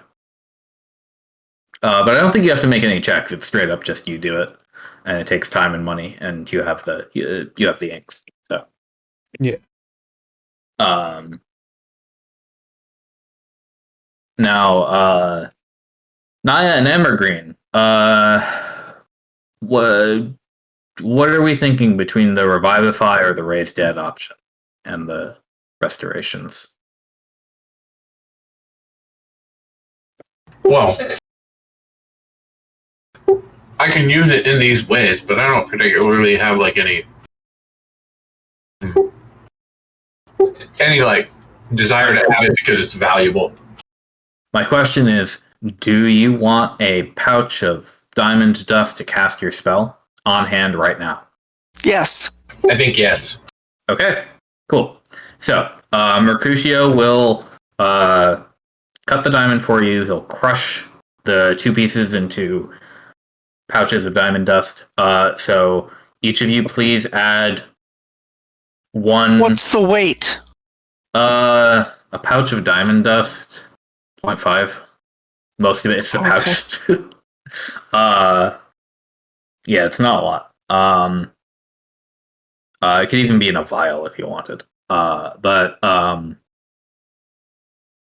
So you both have one of those. Please write it down because I am not going to write it down for you. Put it in your inventory that you have one 100 GP pouch of diamond dust. And which one of you will take the Revivify gem? Because your team is entitled to that one. You found it. You've just we'll say kept it home for storage till now. For whatever reason. Shit, Between the two of you, because I know you could both cast Revivify. I don't have it. I do. I don't have it memorized. I can't cast Revivify, but I have Reincarnate. Oh, nope. Right, Revivify is on the Greater Restoration. It's third level. Revivify. Revivify, I don't have. So Vanilla Druids don't have it. Tasha's Cauldron of Everything says that Druids have it. If you don't want to do Tasha's spells, then it's got to be Ambergreen. Yeah, so that's for Ambergreen. For me, I'm using it for Greater Restoration. Okay. Ambergreen, in that case, put a 1 pound, 300 GP Revivify, not 1 pound, 0.25, 300 GP Revivify Diamond in your inventory as well. Feel free to prepare that spell whenever you would like, but you have the material required to cast it now. And then, so as soon as we cast that, that goes out of our inventory? Yeah, that thing goes poof. I mean, you'll still have a pouch, but... Okay, how do I... I'm adding it straight to my inventory here. Wait. That looks good. You typed the diamond dust, but otherwise good. I modified it to say diamond. Good. Okay, that was that. Oh shit, it's 51 pounds instead of 0.51. What is that? 0.5. works. The other things that you have, usually Albus Tavern, they sell their services or kill people. Albus Tavern, did you give that glass eye to Ambergreen as well? The glass eye? Yeah. He would be able to use it? Clairvoyance. Ah, yes, yeah, give it. I give it to thee. I mean, if you want to, you don't have to. No, I give it to him. You guys can discuss these things. I don't know, sir. That looks like it says 51 pounds, but hopefully there's a point in there that I can't see. Let me check it for you.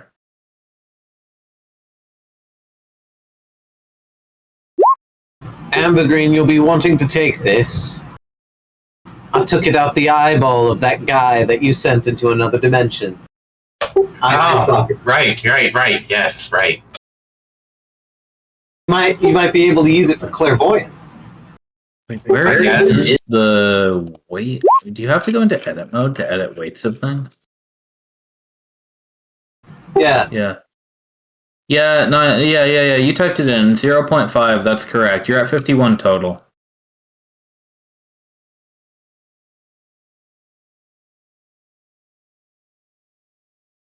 Okay. So you're good. Yes, Ambergreen, if you would like to cast Clairvoyance, Albus Tavern did find a glass eye that would work as a focus for that. All right, I'm not going to do that without the entire party hanging around. Clairvoyance? Yeah.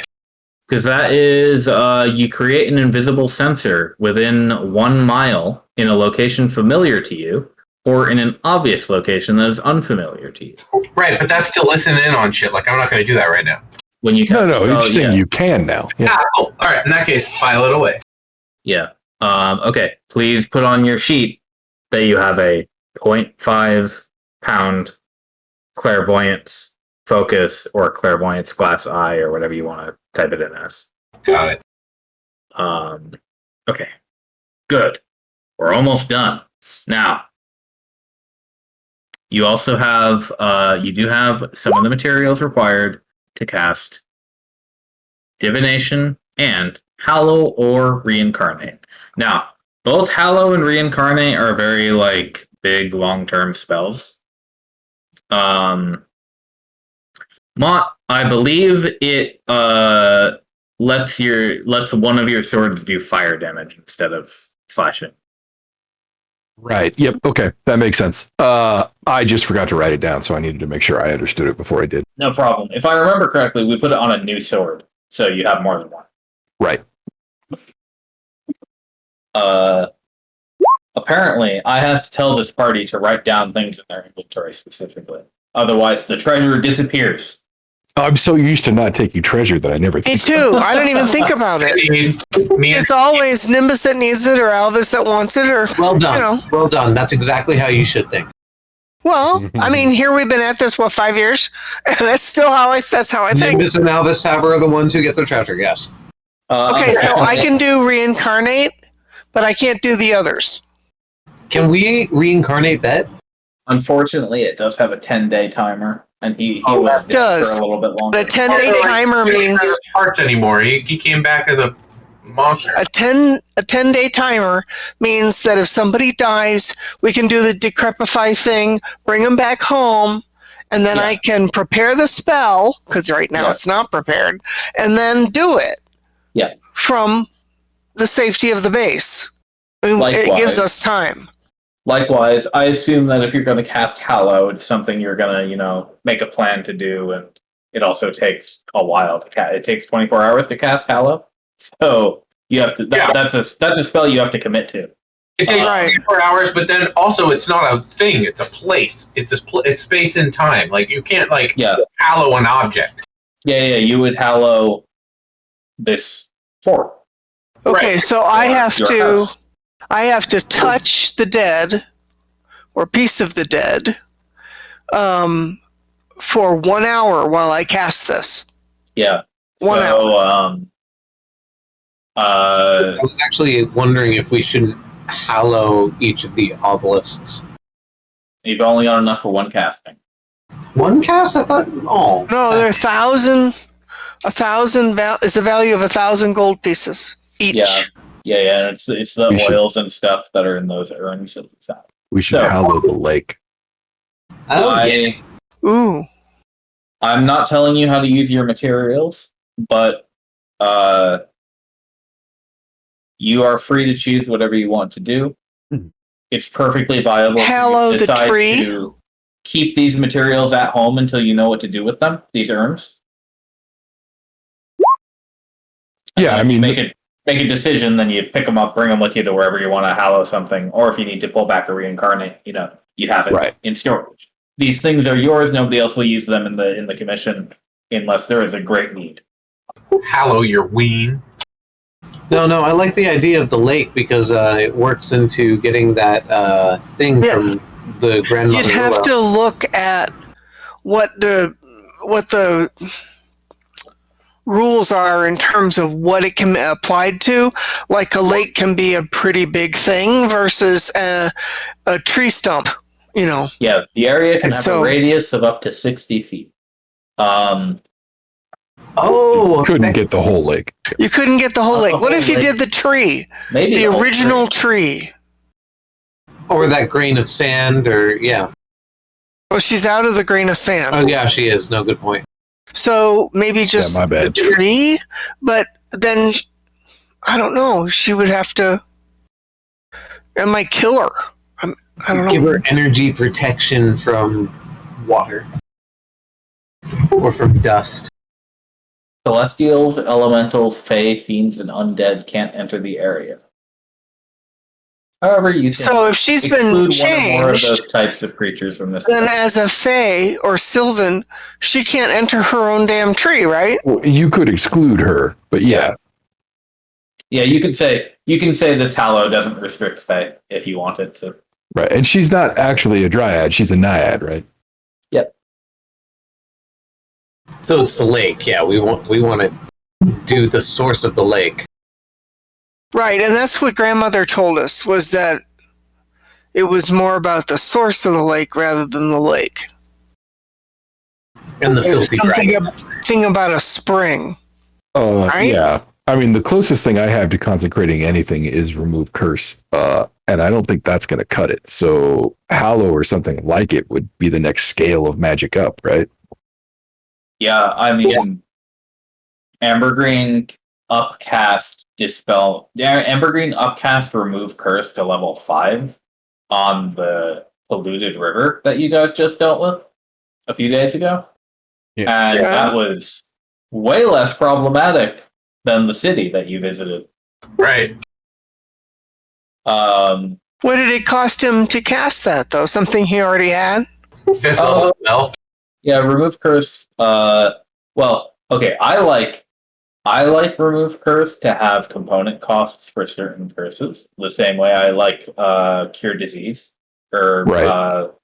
lesser restor or whatever the fuck spell. Yeah, makes sense. For example, lycanthropy cannot simply be cured by casting remove curse. You need a particular thing to cast with remove curse to get the spell to go successfully. If you guys had to deal with werewolves, that would be part of your quest to figure out how to cure it. Fortunately, there are probably not any werewolves in the Redshift zone. So, side question, sir. Some of these smaller, kind of more ordinary things that are required as components to cast a spell, like a holly berry or something like that, do I kind of mentally hand wave that, or because you'll hand wave that, or do I need to be collecting those So things the from here on rule- out?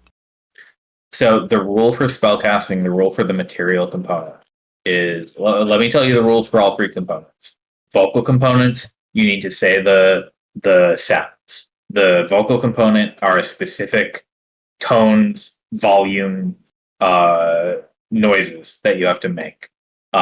They can be different from person to person. Like a sorcerer might not use the same verbal component as a wizard, but they are the same different equations with the same sum. you could say. And they have to be specific. They are magic words. You don't cast Firebolt by shouting Firebolt. Okay, but if it says like SM, then I only need the somatic and the somatic whatever. Is normally you have a free hand and you do the hand movements. You waggle your fingers. And so again, it's a mantra of some kind. Okay. Specific algorithm. Or I mean a mudra. Okay. The material component. If a spell has a material component, it's a mudra. If a spell has a material component, there are a few cases. Case number 1 is that it has something like, let me look at a spell here. Excuse me. I'm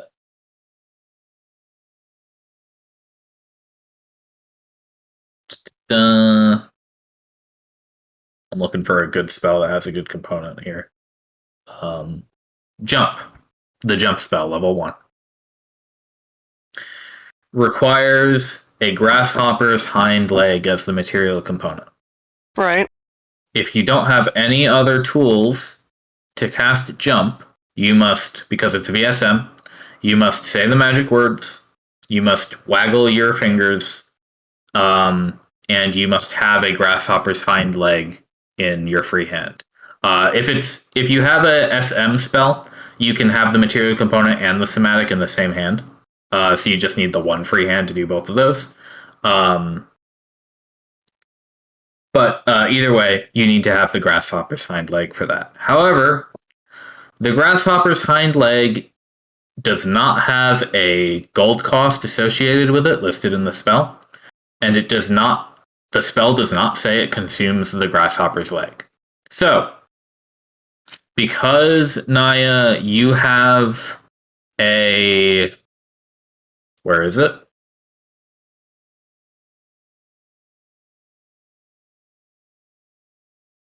My focus? Yeah. Where is it?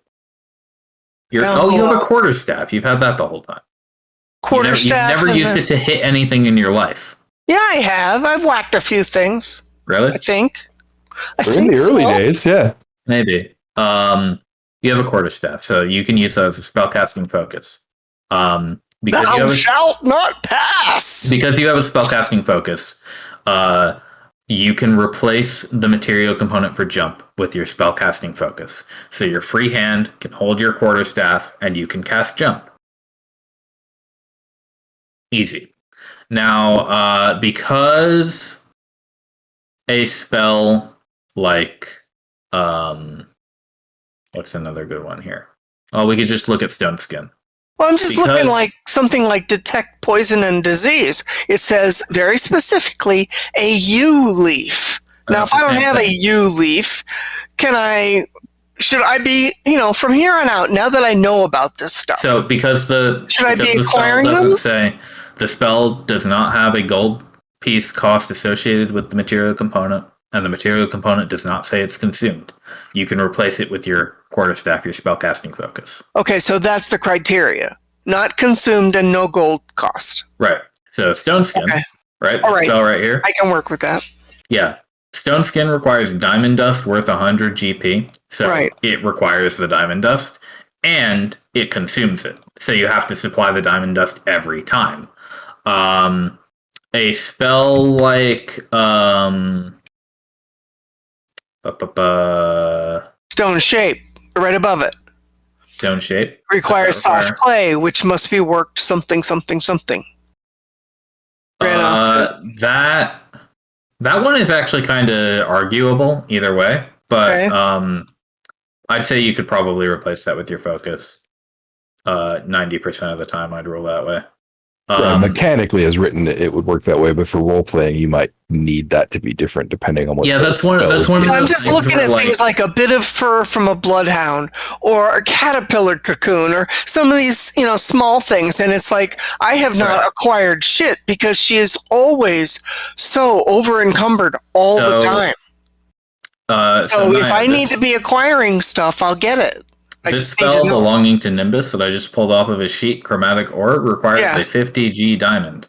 Right. He cannot replace that with a spellcasting focus because it has a gold cost associated with it. However, it doesn't say the diamond is consumed, so the diamond is never consumed. He's had that since level 1 in his pocket, and whenever he wants to cast Chromatic Orb, he has the diamond already. Right. Same okay. with Identify. Right. So That most of requires the a pearl. spells that I have are like that, where they require something but it's not consumed. Right, and they don't have a gold cost. The vast majority of things don't have a gold cost Right. attached to them. For you as a druid, the only ones that have a cost and are consumed. Here's one that doesn't have a cost but is consumed. Protection from evil and good.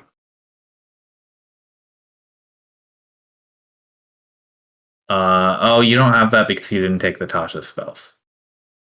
And it was one that I read it and said, no, I'm probably not ever going to use that because I have other things that do better. Yeah, but protection from evil and good requires holy water or powdered silver and iron, which the spell consumes. So even though there's not a gold cost associated with that, you still need to. I still need to get the thing because it's consumed. Yeah, and the only way that. to get that would be like I could get to the silver and the iron from Smitty, but then I don't know where the hell we get holy water. Well, you can replace the holy water with the powdered silver, at least, right? Yeah.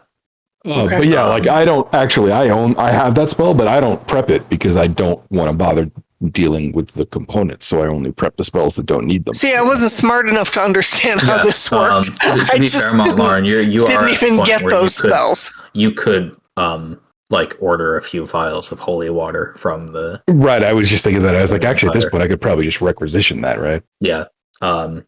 So if you wanted to. Well, I think I will probably start requisitioning these small things so that I know I have them, and just make sure that everything that I have prepared, every spell that requires something like that, that I make sure I have the item with me, and just, Yeah, I actually wouldn't mind requesting like 5 files of holy water. Don't assume. Sure, done. Okay. I didn't have a clue. Because you can also cast that spell with iron. Might I suggest iron so that if we're ever in a pickle, we can light it on fire and then like Pharaoh our way out of something. Oh yeah, I'll ask Smitty to powder me some iron. That's a good idea. If you powdered silver as well. So he'd have to. You would still have to requisition that a little bit, I think. Yeah. How much? By the way, it doesn't give a quantity, but like I'm carrying like 13 silver coins. I donate them to the grinder. So hell, I'd give you some of mine. If you cast, do that. Defacing the coinage is illegal. Okay, so here's how I roll that one. Point. Ceremony, which can create holy water, 1 vial of holy water, is 25 gold worth of powdered silver.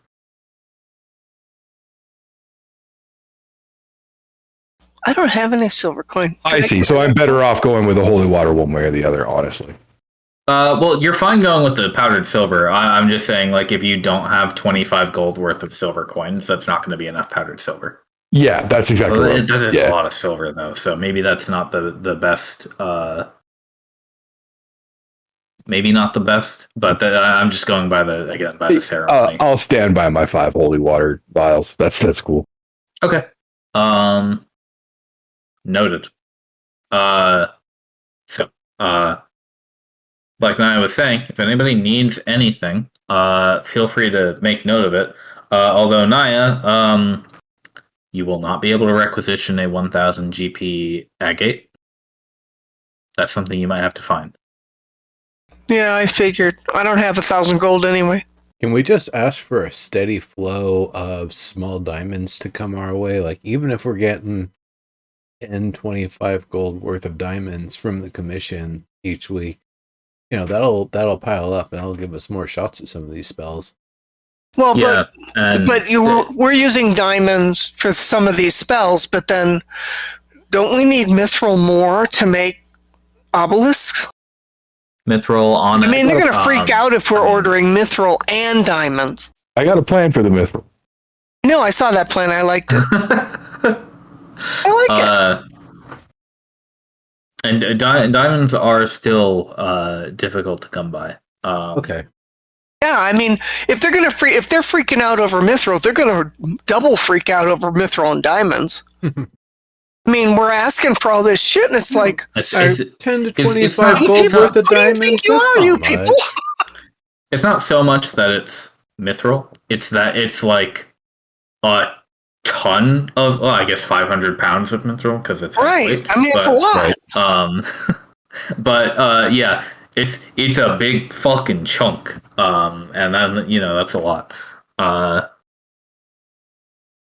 But, Sir, I'm looking at my stuff and I'm trying to figure out why I am so encumbered. Holy shit. She's encumbered at 60 pounds, and her armor is 51. How strong Because your is she? strength She can is only have 9 10. pounds of anything else. my strength is 12. Her But strength is 12. Wow, she's stronger than I Shit. am. Okay. Yeah, that well, would that explains probably it. be your scale mail. No, she's got 51 pounds of armor, and she's encumbered at 60. So she only has 9 pounds of anything else to carry before she hits this, Scale before mail- she hits encumbered. Scale mail weighs 45. So, And then you've got, and she's not even carrying a backpack, a bedroll, or a tent anymore. yeah. She's already almost at heavily encumbered. Unreal. But looking at this, got to be the way Mount Lauren feels. It'd be like that. That's my secret, Cap. I'm always encumbered. Listen, I have a 10 strength warlock. It's, fortunately, Okay, warlock well, doesn't need much. Illuminating. Fortunately, my warlock wears like 12-pound leather armor, so he's a lot squishier than you are. But I can carry some extra stuff.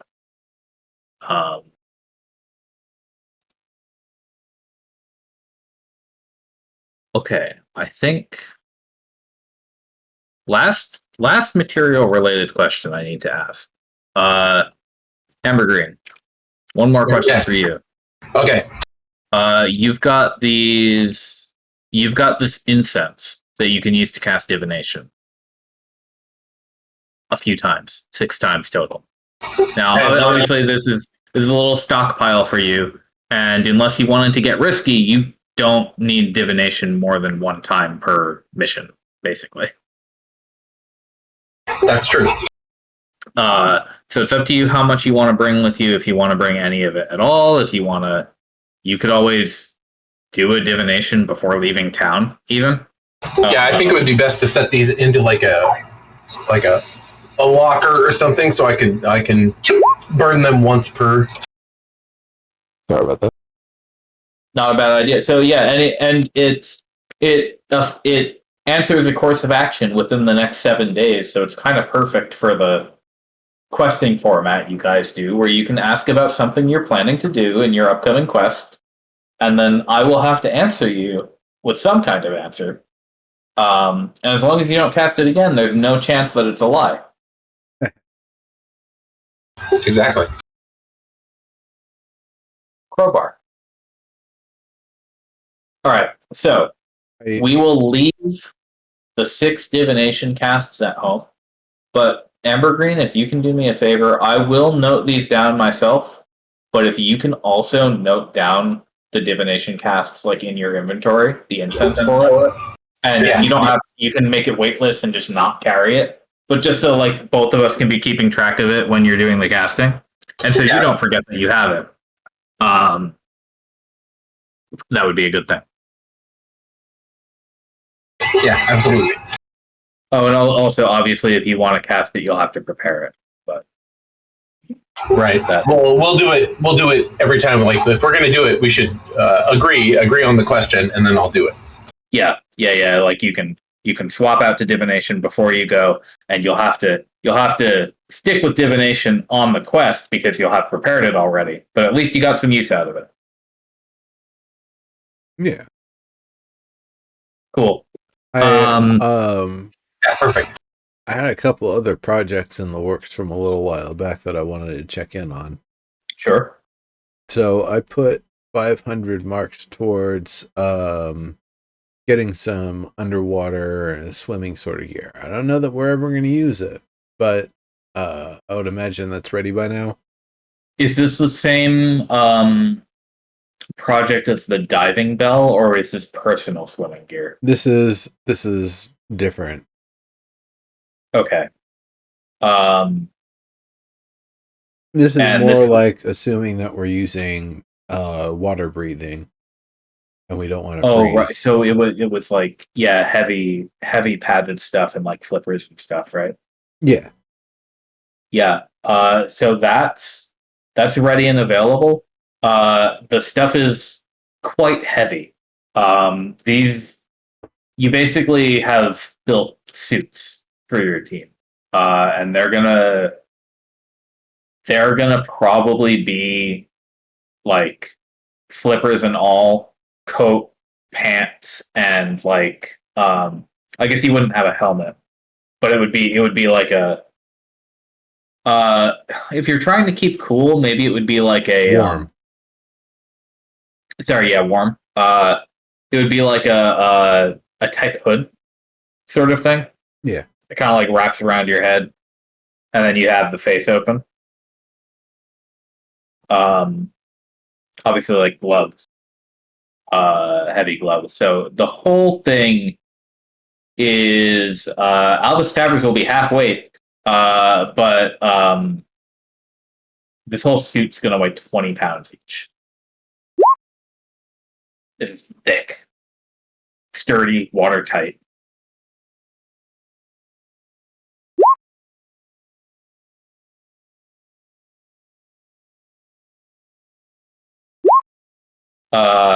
Those are, though, they're available.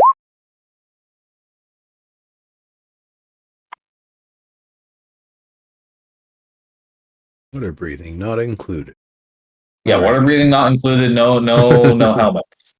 No All scuba right. helmets. And then the other one was the spike that can be or blade or whatever that could be affixed to the cannon when it's been turned on heat mode, so I can have a nice hot pokey to attack with. Right. Okay. So this is you already have the steam arranged, and then this is also a projectile that can be launched with the steam.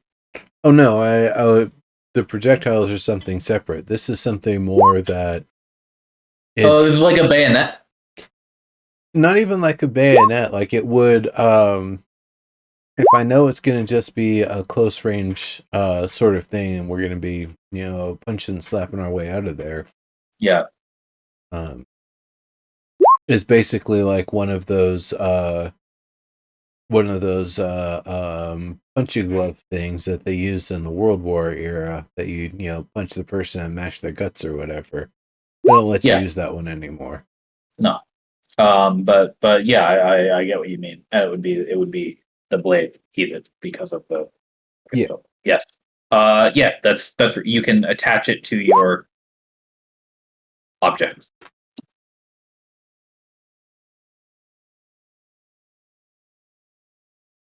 Cool.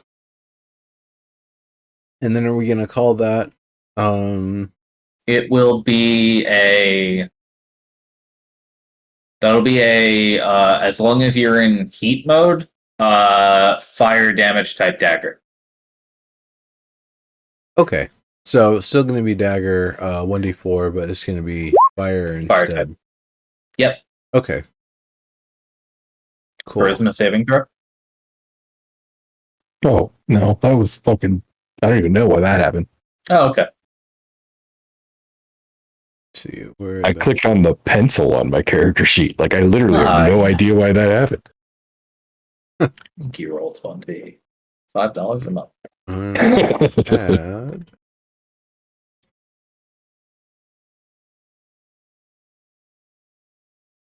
It's okay. I can fail a saving check too. I have a -1. Ooh. Still roll back.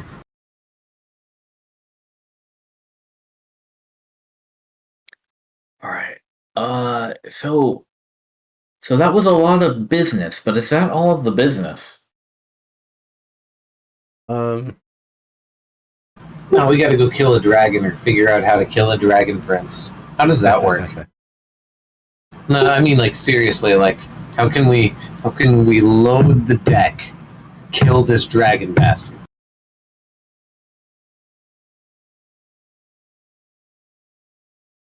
Good question. I mean, I think we're a little tougher than the last time we faced him. Yeah, A little. level.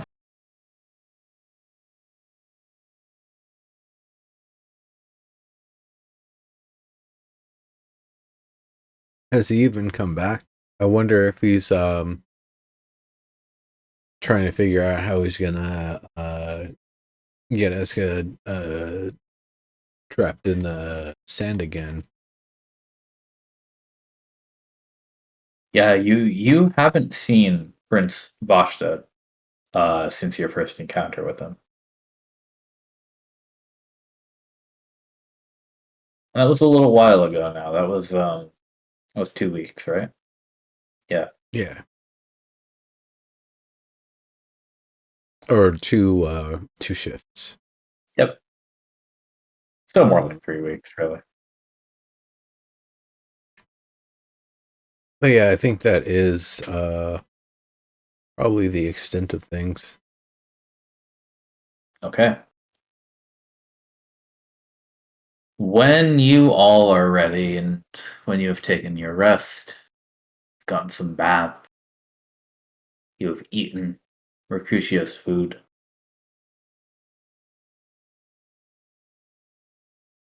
you have slept perhaps in a bed instead of on a pile of rope in a sand skiff.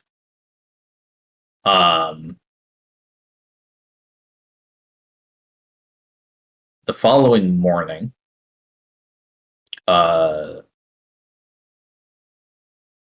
you all go to meet her, or the brigadier calls you all together, and together with Dex and Van, you will. Well, she wants to run your investigation by Arisa and see what the Witch Guardian knows.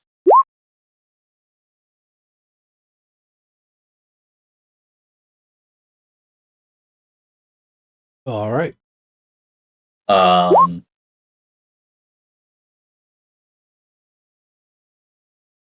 So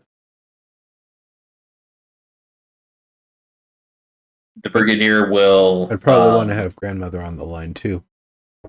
Sure. All right. So she'll first contact grandmother.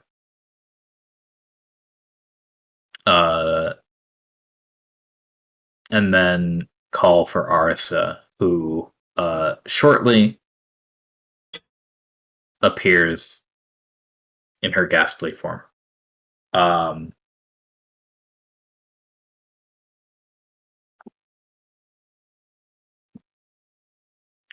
Okay. She says, now that we are all here and fully rested, I hope.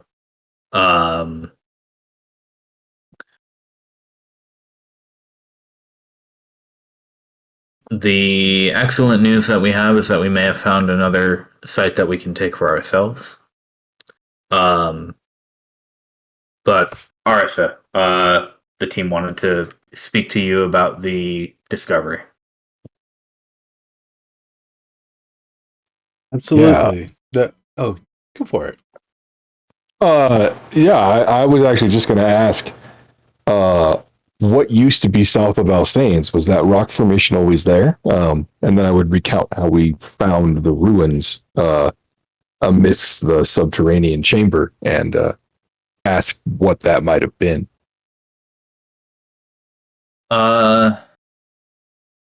She says, there. Well, yeah, I suppose south of All Saints was pretty hilly. So if it's all turned to sand now, I guess it makes sense that it's all rocks and whatnot. Um,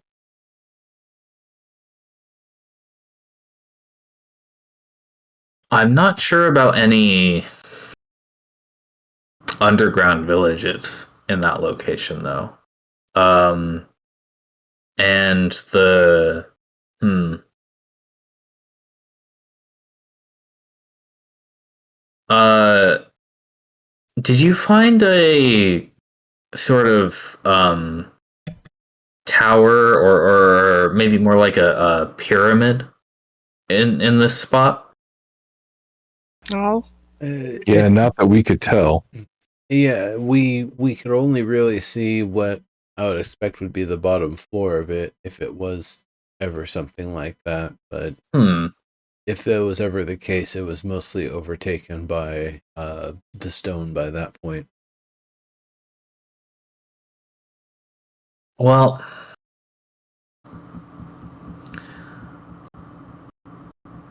the fort I know had a proxy in it. Yeah. If I remember correctly, you'd be looking for a sort of pyramid shaped tower sort of thing. So if that wasn't Excuse me, there, the entire tower, or just a part of it, or just the roof of it? I I think it's a pretty small thing, like this, like a city square. Like Right, but it was the whole building pyramid shaped, or was it just the roof of it? yeah, the whole building. Like Okay, we definitely didn't see anything like that. Yeah, we weren't perceptive enough to notice something like that on our way out. But Right, that might have been what we were in the whole time, but if so, time had done its number on it. Well, it's not a super. It's not like It's not like those pyramids they have out west where they're like on the skyline. It's only a story or two tall. Yeah, probably. I don't know. I mean, it was a 2-story cave.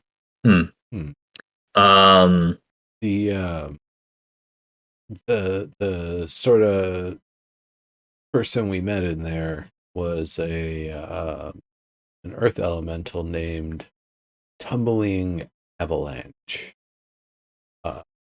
They attacked us at first, but once they realized we weren't like the creatures that were cursed down below that had been plaguing it, it stopped attacking, and we were able to talk in Primordial for a little bit, and we negotiated to go down and take care of this problem with these metal frog thing, which there certainly were. Like the basilisk, we brought back these metal frog-like people had parts that were just kind of replaced with chunks of scrap metal. They that's delightful. seem to serve some sort of giant four-eyed scrap metal eel deity that we hammered the hell out of, and eventually it got driven by Elvis straight into a wall. That seemed to do it. We killed all of the frog creatures, and in doing so, we also figured out that the place had been desecrated, which Ambergreen expertly removed. Upon finishing that, we came back up, and our bouldery friend thanked us and said that they would be happy to have more of us come along, considering the great help that we just provided them.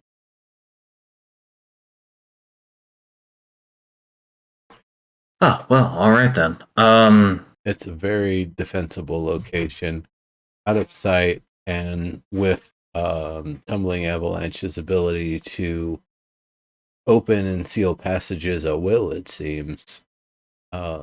it makes for an incredibly defensible and safe location. Well, if Yes. we're going to be putting an obelisk there, I'll have to go check it out myself. But We yeah, didn't see a as for proxy the though. yeah, I mean there were a lot of there's a lot of villages all over Vesop. But this would have been odd because it was an underground village, or if there was no such thing as an underground village that you've ever heard of, then maybe that's not what it was used for 1,000 years maybe ago. not a village. Seemed more like a temple or a place of worship, perhaps. Yeah, Possibly and even a monastery. I sadly can't say I know. I knew every settlement across the kingdom in my day. I do my best. I did my best to be appraised of events, but to be honest, I was always more interested in the personal research side of things, and get some news here and there across the proxy network. This sort of fort, though, Gemery is the name. I think I've told you before. Where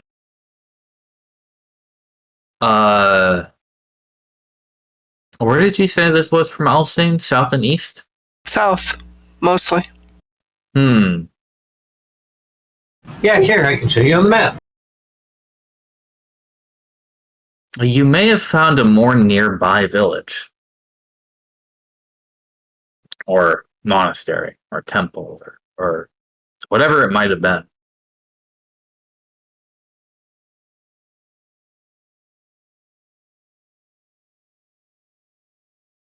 I see. That's fantastic. Kind of what I thought. Maybe, yeah, I mean, if that's not it, she could still be out there. Right.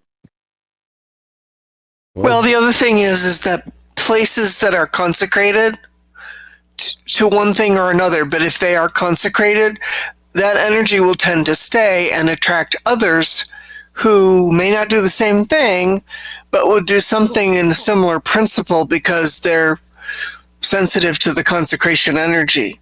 So if this space was originally consecrated for something as a temple, it makes sense that other beings might discover it, come along, and then use it for their own purposes as a temple. Yeah.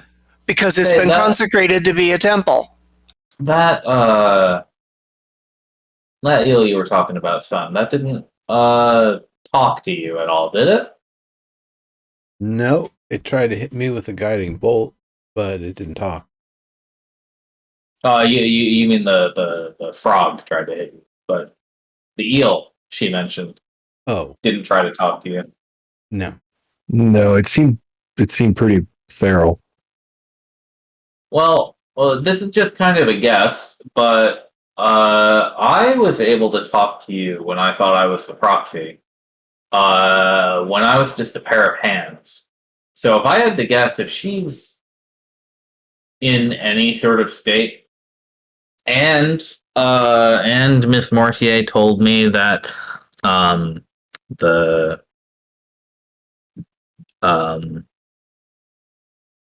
proxy at oh fuck, I actually blanked on the name. Holy shit. I'm sorry. No, bring it back. No, not that one. Oh god, what was it? Hang on. I got it in here somewhere. I need to know now. It's too late. I can't stop going. Paliday, that's it. I remember that. I said that in my head a million times before you guys had the opportunity to go there.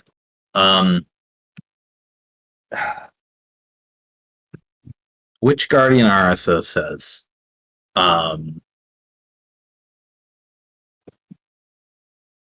Miss Mortier told me that at Paladay, when they met that proxy, who tried to kill them, aside from that problem, she too was quite intact and verbal. So, I mean, I can't say for sure, because I've not been able to speak to a single one of them. But I would guess anything that the proxy has turned into, or whatever state she's in, I figure she's still got to be able to talk. I mean, I will say one thing about her. She is a very friendly, chatty sort of person. She always was. So if you meet her, she'll probably let you know it. And if she doesn't, then something very different has happened to her, I think. I see. But she would be in this pyramid-shaped fort you're talking about?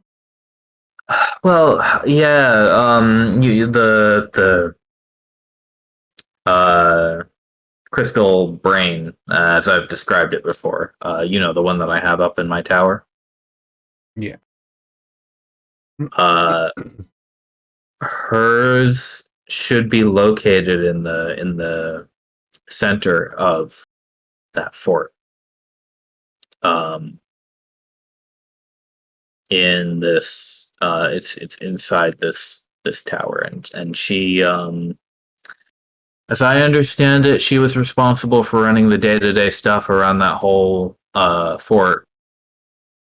So a little more involved than the proxy I used to work with had to deal with, because she was just living with me, all alone otherwise.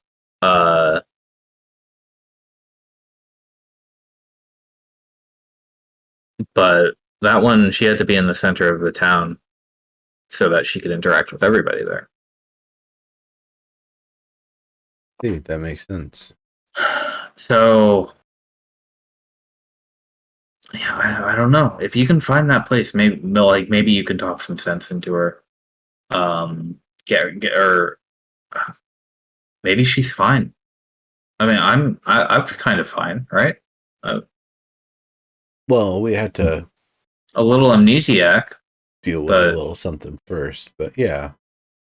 That was just my body. It was old anyway. Yeah, so there might be one of those hanging around. We'll take very good care if we have to deal with one, not to do it by the I have a question, Arissa. Is there a particular language that, should we find this kind of a place or encounter a being that might seem to want to communicate, what language would we be looking to use? It was very helpful to have one person in our team who spoke primordial, and without that we would have had to kill those boulders instead of being able to communicate with them and make them into allies. Or retreated. Well, so I'm kind of like, okay, what do we need to come up with in terms of language to make sure we have that? That girl's been long enough that she speaks just about every language around. But the common language is fine. Farabian is fine. But have you figured out how to put on a Veshan accent just from listening to me yet? She might respond better to that.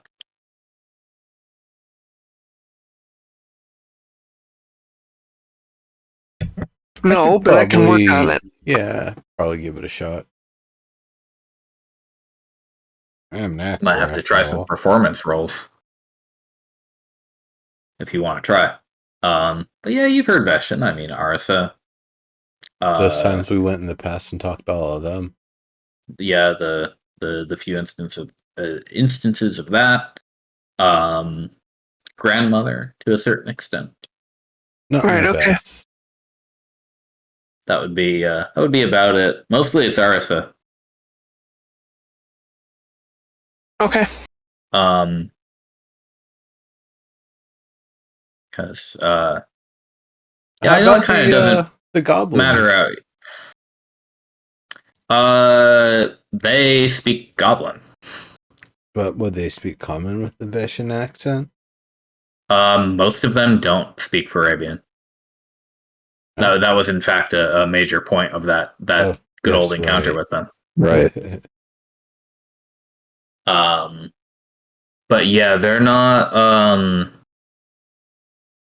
They sort of are from the Empire borderlands. So whatever they speak would be kind of similar to that sort of border area.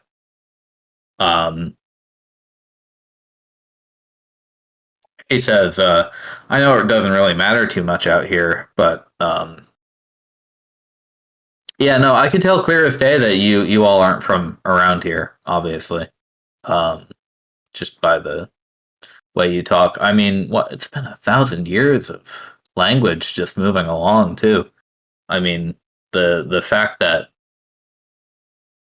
we're speaking the same language at all is pretty cool. Right.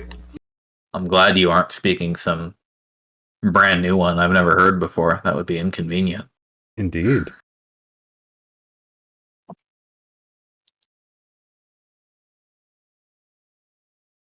No, fortunately, speaking the same language. The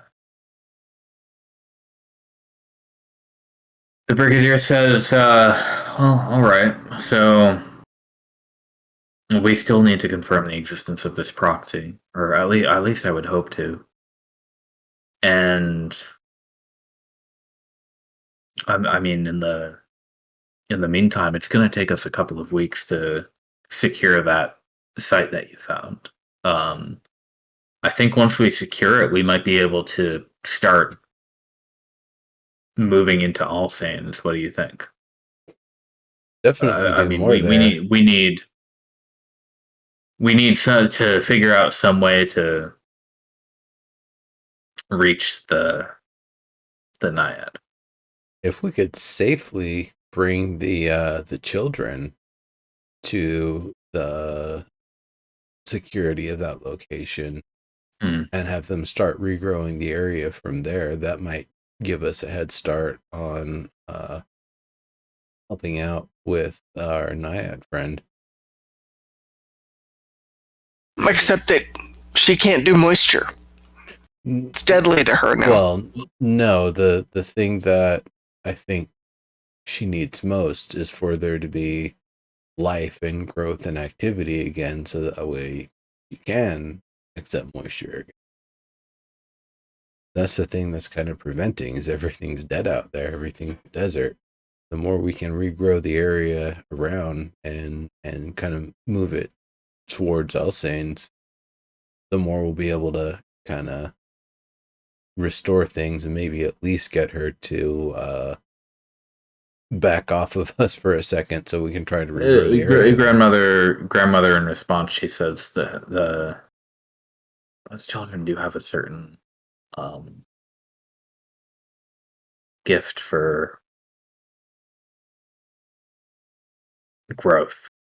I don't know if that would work, but There is a small garden in that cave already, in a way.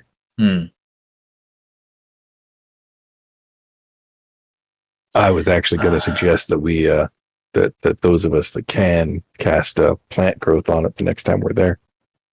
Yep. Good idea. As long as they're safe.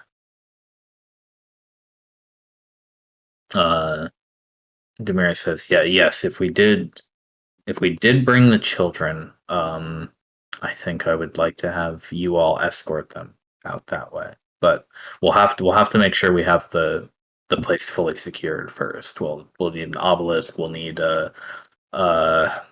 perhaps some kind of if this is a cavern, perhaps we could put some kind of gate on it, and supplies, food, water, security. The children need water. Right. There is a water source there, but I don't think it's going to be clean anytime soon. All right. Well, that's what we're gonna have. Actually, I had an idea about cleaning that oil on the water. Oh, let's hear it while we're here. So we could just gather up the soap from that part of the Redshift, the soapy lake or not lake, soapy river. Didn't that dissipate though? Dex says, "I remember that. Yeah, I don't think that river has been undergone that phenomenon again, unfortunately. No. I mean, if it turns out it is polluted, we could import a lot of soap and use it to.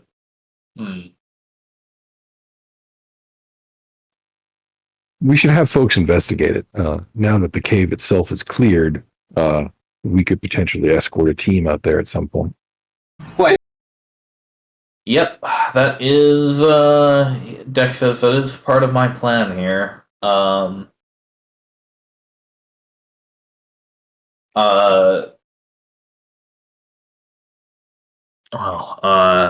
can't say I'm a huge fan of the sand, but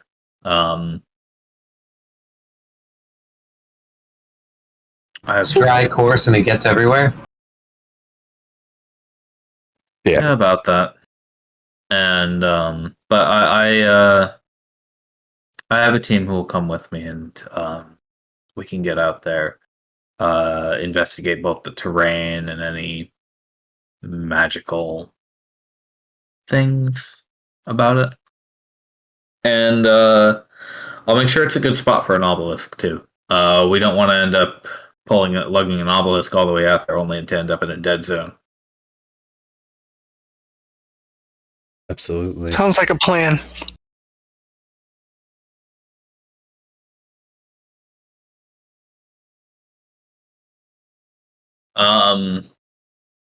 Jamira says, so we have 2 skiffs at the moment. Nami is building the 3rd one, but they won't be done for a couple weeks still. So, Dex, you and your team might need to take the slow one out there. I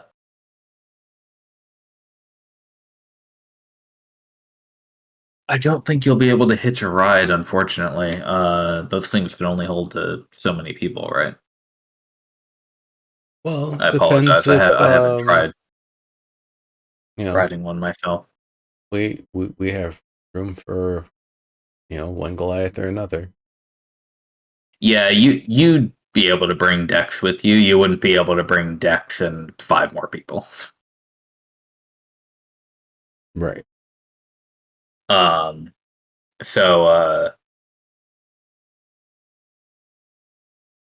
I could at least fit one more person, but it's probably cheating. Van doesn't take up any weight. yeah. He ain't leaving. I know it. So Dick says, well, worst comes to worst on getting back. We do have a teleportation circle now, but other than that, yeah, I can. My team can go out on the goats, and then our ace team here can go further east, I suppose. Yeah, we want to keep looking to see if we can find this proxy in the short term. Okay. I want to go explore a pyramid. I'm curious about that as well. But that might be something I can do from the air. If it's supposed to be a pyramid, and that is the shape of the entire structure, Inside then a town at that.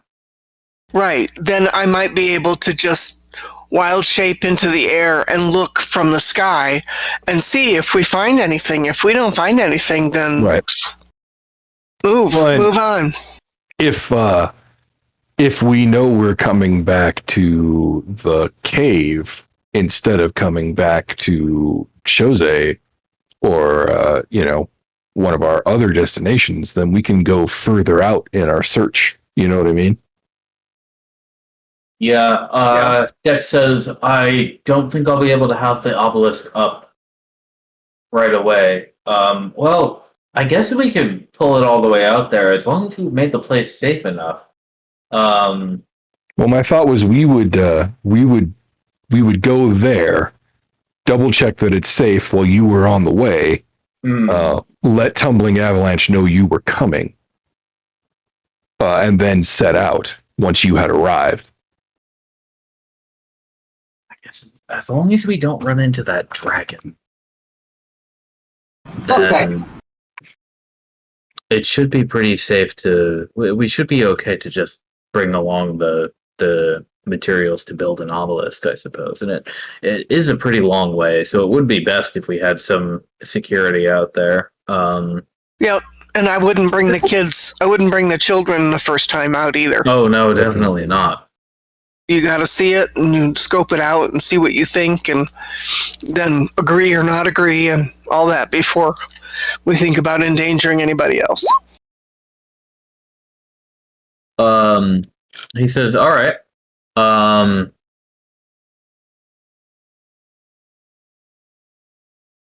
Yeah, sounds like a plan. I'll get my team to get the obelisk all loaded up. I do have it mostly, ready to go. It just needs to be sort of assembled and put in its right place. And then,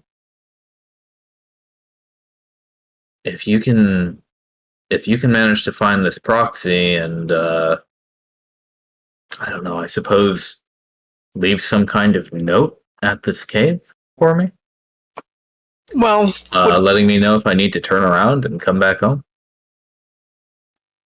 Yeah, that's why can't we use Skyride or something like that?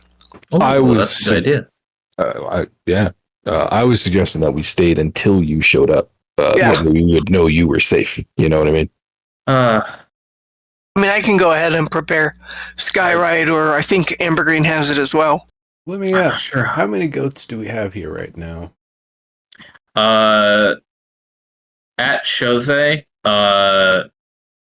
24. Okay, so I might be a little wacky with this idea, but I'm kind of thinking we actually go out with ours being dragged too. We can still take the sail back if we need to, and then they've just got, 6 and 6 they can do rotations with or whatever. So Right, you'd I get be you'd be pairing up for this travel. I mean, it would take you a fair bit longer to get there, but like you said, you can make that work. The intent is if they're attacked along the way, the best they can do is message or skywrite, and maybe if we're a day or two ahead, eventually come to where the battle had been, or be there along with them. So if a battle does occur, we're there to, slap whatever it is that's coming. It also means that if one of us is spotted, both of us is spotted, but likewise, if one of us is spotted, the other one might be spotted just because they'll be on the lookout. So Right. it reduces the kind of area we're going to be spread out, at least on the way there. Likewise, I suppose it'll be a long trip. If we encounter the first wave on our way there might be enough time for us to set up the obelisk, but it does take a minute or two. Well, I but, think which I mean several hours at least. we do make good time, but at the same time, part of it is riding the wind, going back. Yeah, and forth. you are going much faster. We're We'll going be much able to- faster, but it's not in a straight line. So there's definitely some merit. This could also be part of how we start forming a sort of path or road that we would be using. We had a cavalry unit in my kingdom that had enchanted horseshoes. I believe they were called shoes of speed or something like that. The point was that they could double the speed of the mounts. Do we have any magic like that? Not handy, I'm afraid. Not in my pocket. Was that a different campaign with the 4 horseshoes? Indeed. The best that I could do. I'm afraid, unless you want me to send you to another plane entirely, I'm not much for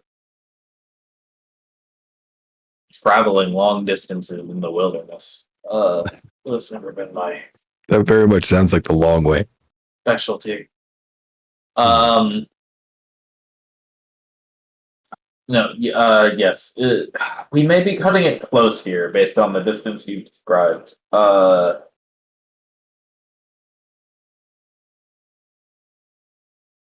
Well, the goats are quick enough, however, that should we encounter a first wave too soon, we can always turn around. Right? Yeah, absolutely. Yeah, it's just a waste. And I suppose if it truly came down to it, I could set up an obelisk in the middle of the desert for a short while. We might have to melt down the mithril again afterward and remake the obelisk after I've carved stuff. Dex, why don't you just plan on coming with us? And then Well, send your team via the goats. And that way, we go ahead and we go faster, and you get there and go, yes, it'll work, no, it won't work.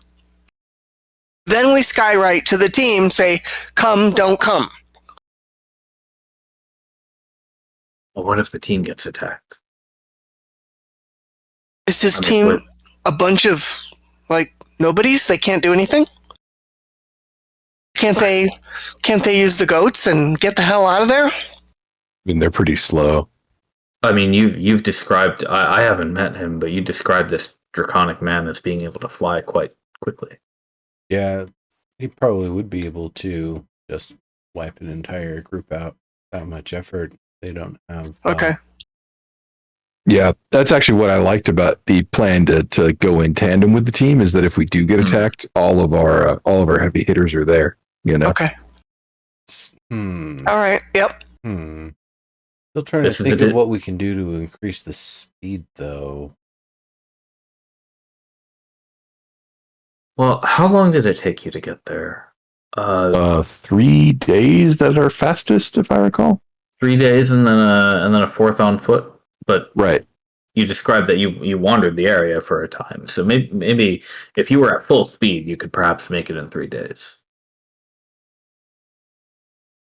Yes, maybe. Well, I think with fair winds, yeah. Okay. One of the other advantages is we could potentially take shifts in a little bit of a different way, since we would have more hands available between the two teams. So we'd be able to potentially not necessarily ride through the nights, because obviously the goats are going to need rest too, but try to push it a little bit further.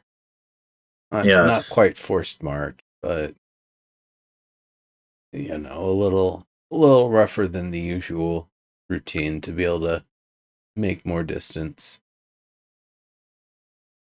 Well, here's My thinking is if it takes you 3 days to get there at speed, based on the speed the goats are able to go, it should only take us 5, maybe 6 if we're unlucky. That is a rather long redshift duration, but like I said, we might cut it close. Yeah, and as you also said, we can turn around if we have to. We can, and oh boy, we don't very well have anywhere else nearby to jump to, do we? This is probably what the longest single jump we've had to make. Yeah. Hmm.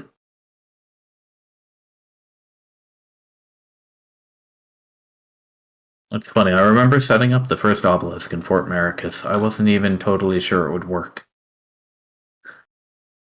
You should have been there when that first storm came over us. I sort of feel like we're trying something similar to that again. But, of course, I know they work now. So, the only thing that needs to happen is we need to get there, we need to make sure it's secure, we need to make sure it's viable, and then I need to do the work to put it up. No problem. Yeah, sounds good. We definitely need to think about what possibilities of any kind we can do to, since we're not going faster, again, to give ourselves more time that we're traveling.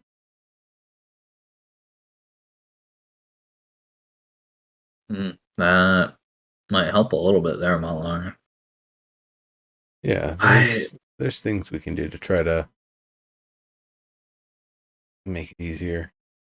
I mean, we could potentially this isn't something that we can normally use, but perhaps we could put a small sail on the other skiff if you're all going to be present. I know you have some magic that can Push, yeah.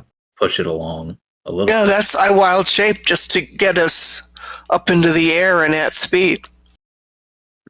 Yeah, we would have to use the spells that you were casting, the wind gale. Yeah, if we had a proper sail on the other one, and then Naya could wild shape the first one. Yep. And then, well, you wouldn't want to go too fast, I suppose.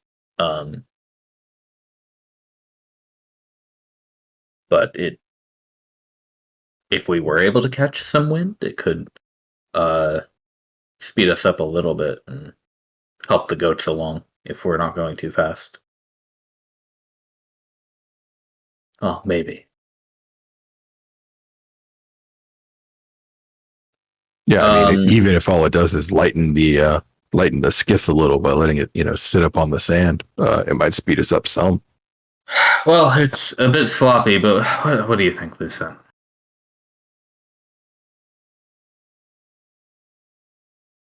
She says,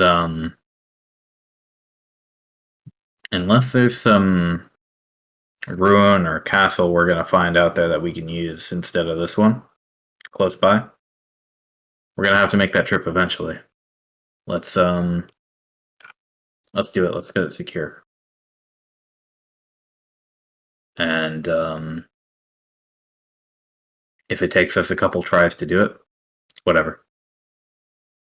We're not in a huge rush here. As much as we want to help that Naya, we need to. Well, we've got to do our job. So yeah, let's do it. Just make Hell sure yeah. we're Okay, as well, we got ready a as plan worked possible, out. so the moment it opens up, we can get going immediately. That's right. I'd say you've got at least 6 days or so. And then by then I suppose I'll tell the night watch to wake you all up if it breaks midnight. At midnight. Otherwise, wake at dawn and all that. Yeah, Absolutely. definitely. All right, so thank you for your insight as always. We'll talk later. Hopefully you'll see these people at the next location next time. Yeah, it'd be nice to be able to get that set up. Huge for us. All right. So, next time we play next week, we'll do that plan. Okay.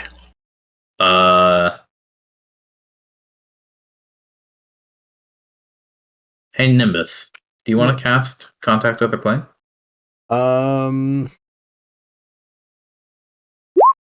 I think I want to make sure I can continue helping with the planning process for this one, because if I make a mistake, we're gonna have a much harder time coordinating the potential options. You'll be and out things of we it for have. half a week, pretty Yeah. much. Don't worry, I'll just put you in the barrel HQ. You'll be all good. Seal it off with some pine tar. No, it wouldn't be crazy. I just wouldn't be able to speak anything anyone can understand. Well, yeah, but that's kind of creepy. We'd want to put you away for a Yeah, bit. well, that wouldn't work very well trying to put me away. Probably just wouldn't talk. It's just in a barrel for a week or two. It's okay. It's a comforting barrel. It's lined in skins. Probably stinks. What do you mean? I'm a very clean person. It even says so in my character profile. That It does say that. Well, okay, so we have a plan, and that'll be what happens next time. So we're on next week, 10 p.m. Eastern time. Rock on. Looking forward to it. While Lauren is typing.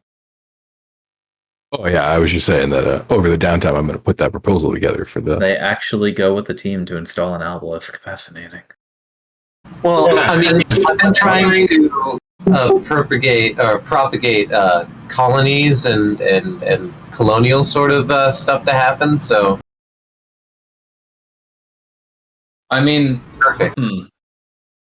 I want a whole bunch of people here. I want like plantation owners. My point really is that at this point, even though it's not safe, Maricus is pretty safe. And maybe it's time we start improving the fort so that we can enjoy that, and maybe also, ensure our future. Well, I've been doing this since day one, man. Propaganda. Like I said, your boss is lawful good, but also the other thing that I want to say that I've said before is, I think every single person who has signed up for this job is most likely completely out of their mind. Right. I'm just saying that this universe has to have their equivalent of Musk and Bezos, and we could put that to work.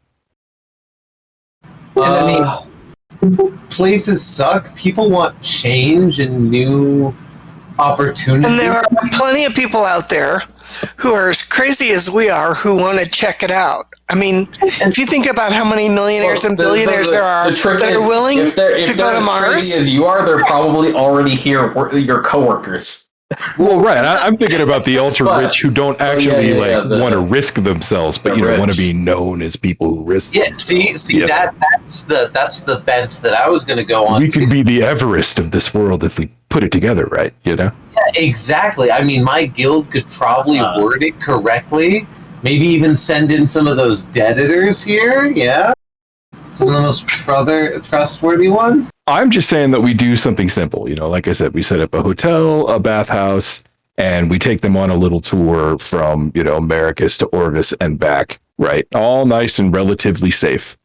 But like to them, a huge grand adventure that they can brag about, like climbing Mount Everest, Yeah. Oh, exactly. And It could That's be like- run by the small base camp of volunteers who want a new life. That's like hard camping too, right? Like it's not. There's no campsites. out Well, it's here. like I mean, it's there's like going probably on a there- safari to Africa. You know, it's like there's Right, probably right. a- Right, they all Probably get a got chance like to take a a- selfie with a skeletal horse. yeah, you probably got like a Clark on the is way from Maricus to Orbis to Chose at this point. You probably got like a daily campsite at this point that's been established for the commission, where everybody stops Right. at whenever they're traveling. Right, But- common safe spots. Yeah, But that's still like hard camping out. yeah. It's an adventure experience. It's like a mule tour of the Grand Canyon. You know. Yeah. Interesting. My It guild could work. sell this. Well, and the best part is we need esoteric materials. So if you set the price as those esoteric materials, it's instantly a prestige thing that you went. Yeah. Yeah, right. Yeah. Serves Like I over said, there. You give them like thinking how he's going to write this. right. You give them like a badge or something when they head home, so that when they go to their next like ball or whatever, A real of thing. course, See they're my wearing badge? it exactly. Should I on my chest. should I write a request for maybe one of my hires up to come here to explore, take a tour? I mean, No, you We should get set up first, but yeah, you can write it. But yeah, probably wouldn't want to bring them to Aris's tower. That would be off limits. Anything past Orvis gets a little. yeah, I think if they have a meet and greet with Orisa, it's at an obelisk. You know what I mean? right. And I mean, there are parts that we haven't even explored yet. We could You could talk about, send them the down. ancient times.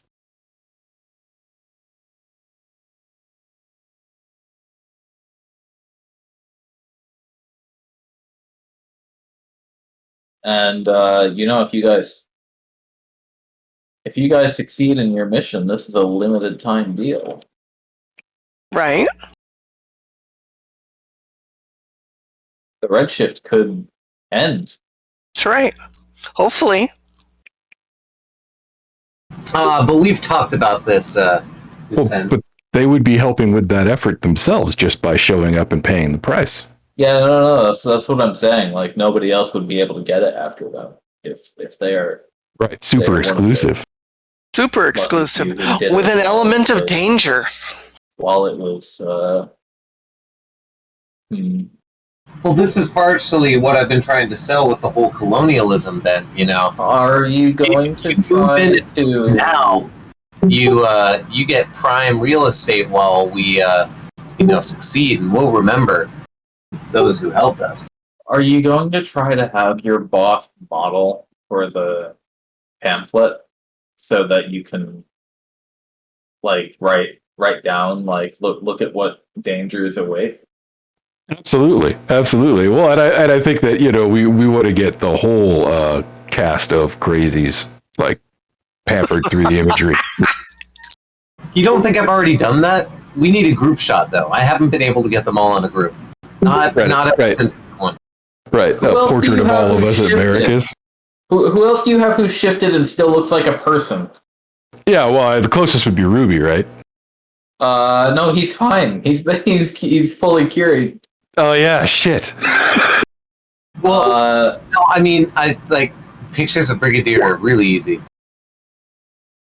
especially when I've been hanging around with her all the time. Yeah, I mean you can sketch her from memory, sure. And then He probably does with a set of pictures he doesn't share with everybody. What?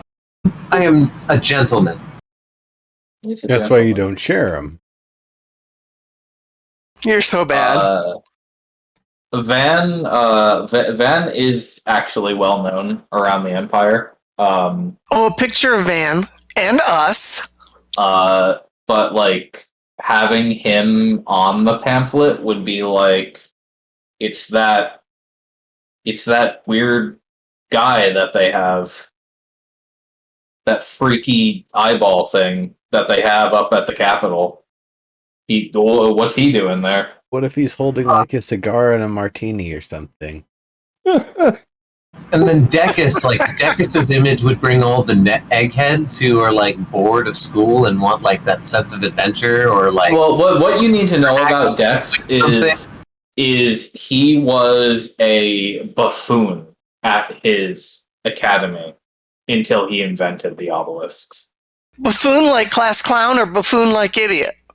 Buffoon, like, why would you spend 50 years of your life writing a thesis on this kill storm? Like, you're not going to do anything about it. What are you doing? Why are you talking to people at it? There's 3 people at your lecture, and you're going on about this location for 4 hours. talking theoretical magi physics about your plan to fix it? You're insane. I get it. He's They'll see. He's not Jurassic Park. That's hilarious. Lost guy. They'll see. Well, they did. He did. Oh, for sure. He went straight to the Saint Empress with it.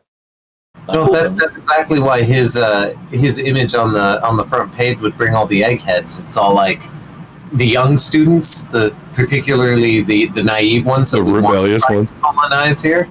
Oh, they whisper about him in the academy. The professor who used to teach here, that like a few people attended one of his lectures once, and it was the weird. Like, he didn't assign homework. He told you to read 3 books that he wrote himself. And they say that you could work for him. There are open positions in the Redshift. It says so on the flyer with his face on it. there's 8 different rumors about how he died out here. Even though the commission is still advertising and recruiting. But like the students are like, no, he's dead. Some of them, anyway. That could be a really fun thing to put together. And profitable, if it works. From Pontus, like, that's a whole part of the flyer. You could kind of show Arisa in a pamphlet, I suppose. You can't show Grandmother.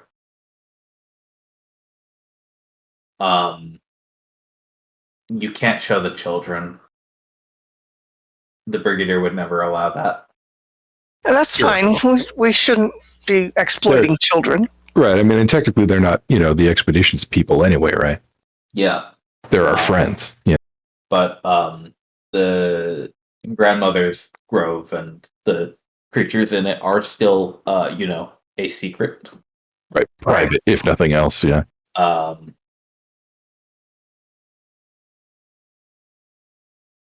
Yeah, the general colony doesn't need to know about, Well, and if they're only going to see Maricus and Orbis anyway, we probably want to limit what we show them to things that they'd be able to see there, Yeah. Yeah.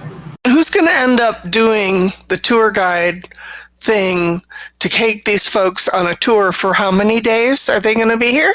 A week? Well, you see, my thing is that they'll hang out at the fort for a while. Like I said, that's why we build things like a bathhouse and a hotel, right?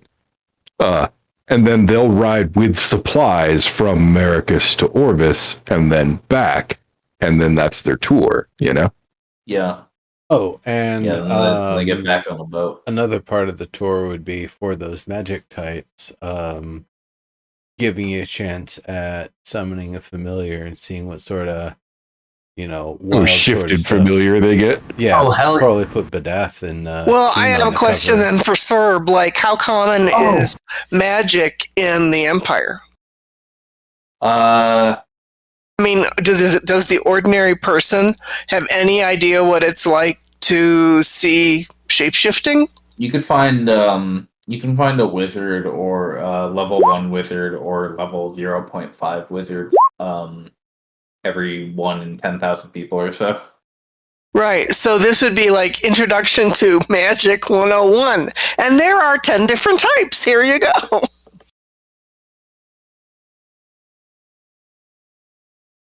I think this idea has legs. I think it's a worthy proposal. That's all I'm saying. I think it does too. No, and like Plus, it's fun to before talk about. and a little bit right after the tour, we can try to sell them on like buying like a share, like similar to how we're contracted, except that They it would patronize the expedition. Yeah, exactly. Yes, exactly. And they could send like, muscle or like other supplies that we need. Sounds useful. Call it something like timeshares or something. Right. I'm just thinking if we do it right, we could at least potentially get some of the esoteric materials we need more quickly. Yep. Most definitely. And more manpower. Because we are technically at war with the dragon. Right. Well, and since they're not on the Empire's dime that way, we can up our request for the materials we can't get with the Empire, and so we can keep up a faster pace of expansion. Yeah. You have got. I mean, at this point, it kind of sounds like you've got the Brigadier strapped to a chair. It's like 11 p.m. Right. I've got a PowerPoint. And see, I wasn't the only one. I wasn't the only one trying to do this. The poor lady.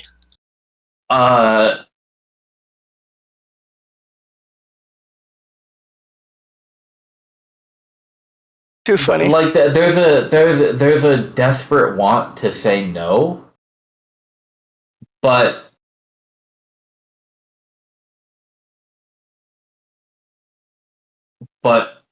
the PowerPoint does have a big money bar graph on it from arbitrary sources. I think I have a question. Yeah. And that is, when we go and we are requesting these esoteric items from resources from the Empire, are they bitching about we don't have it, or we've got to go get it, or the cost of it? Or so it's like, if these people show up and say, "Oh, I don't have any mithril, but here's 25,000 gold," is that going to fly? Hard to get. Have to special requisition it.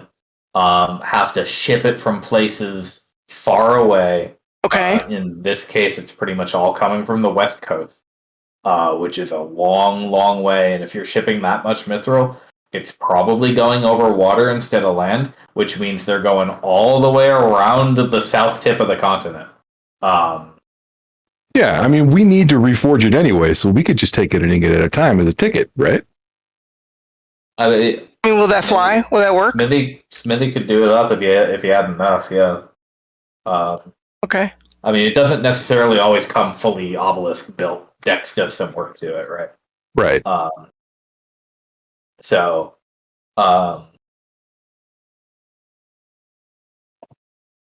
Yeah. I'm just saying it's time to invent the non-profit. The dreadful temptation. The local of arm having to, of the Empire. The dreadful temptation of not having to deal with the government. It's not that dreadful. I mean, it's a viable idea, even if it is kind of funny. There's no rule against it, right? My guild has been pushing it for years. I mean, if there's a rule, then we need to find out. Taking advantage of the wealthy is has some appeal, doesn't it? objectively a good act.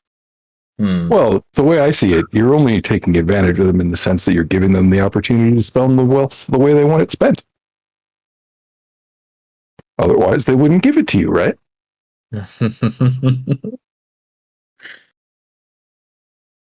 Oh, this is coming from a prince.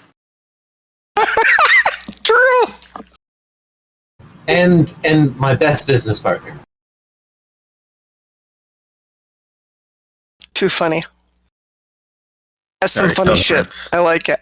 I just have some insight into how the wealthy spend their money,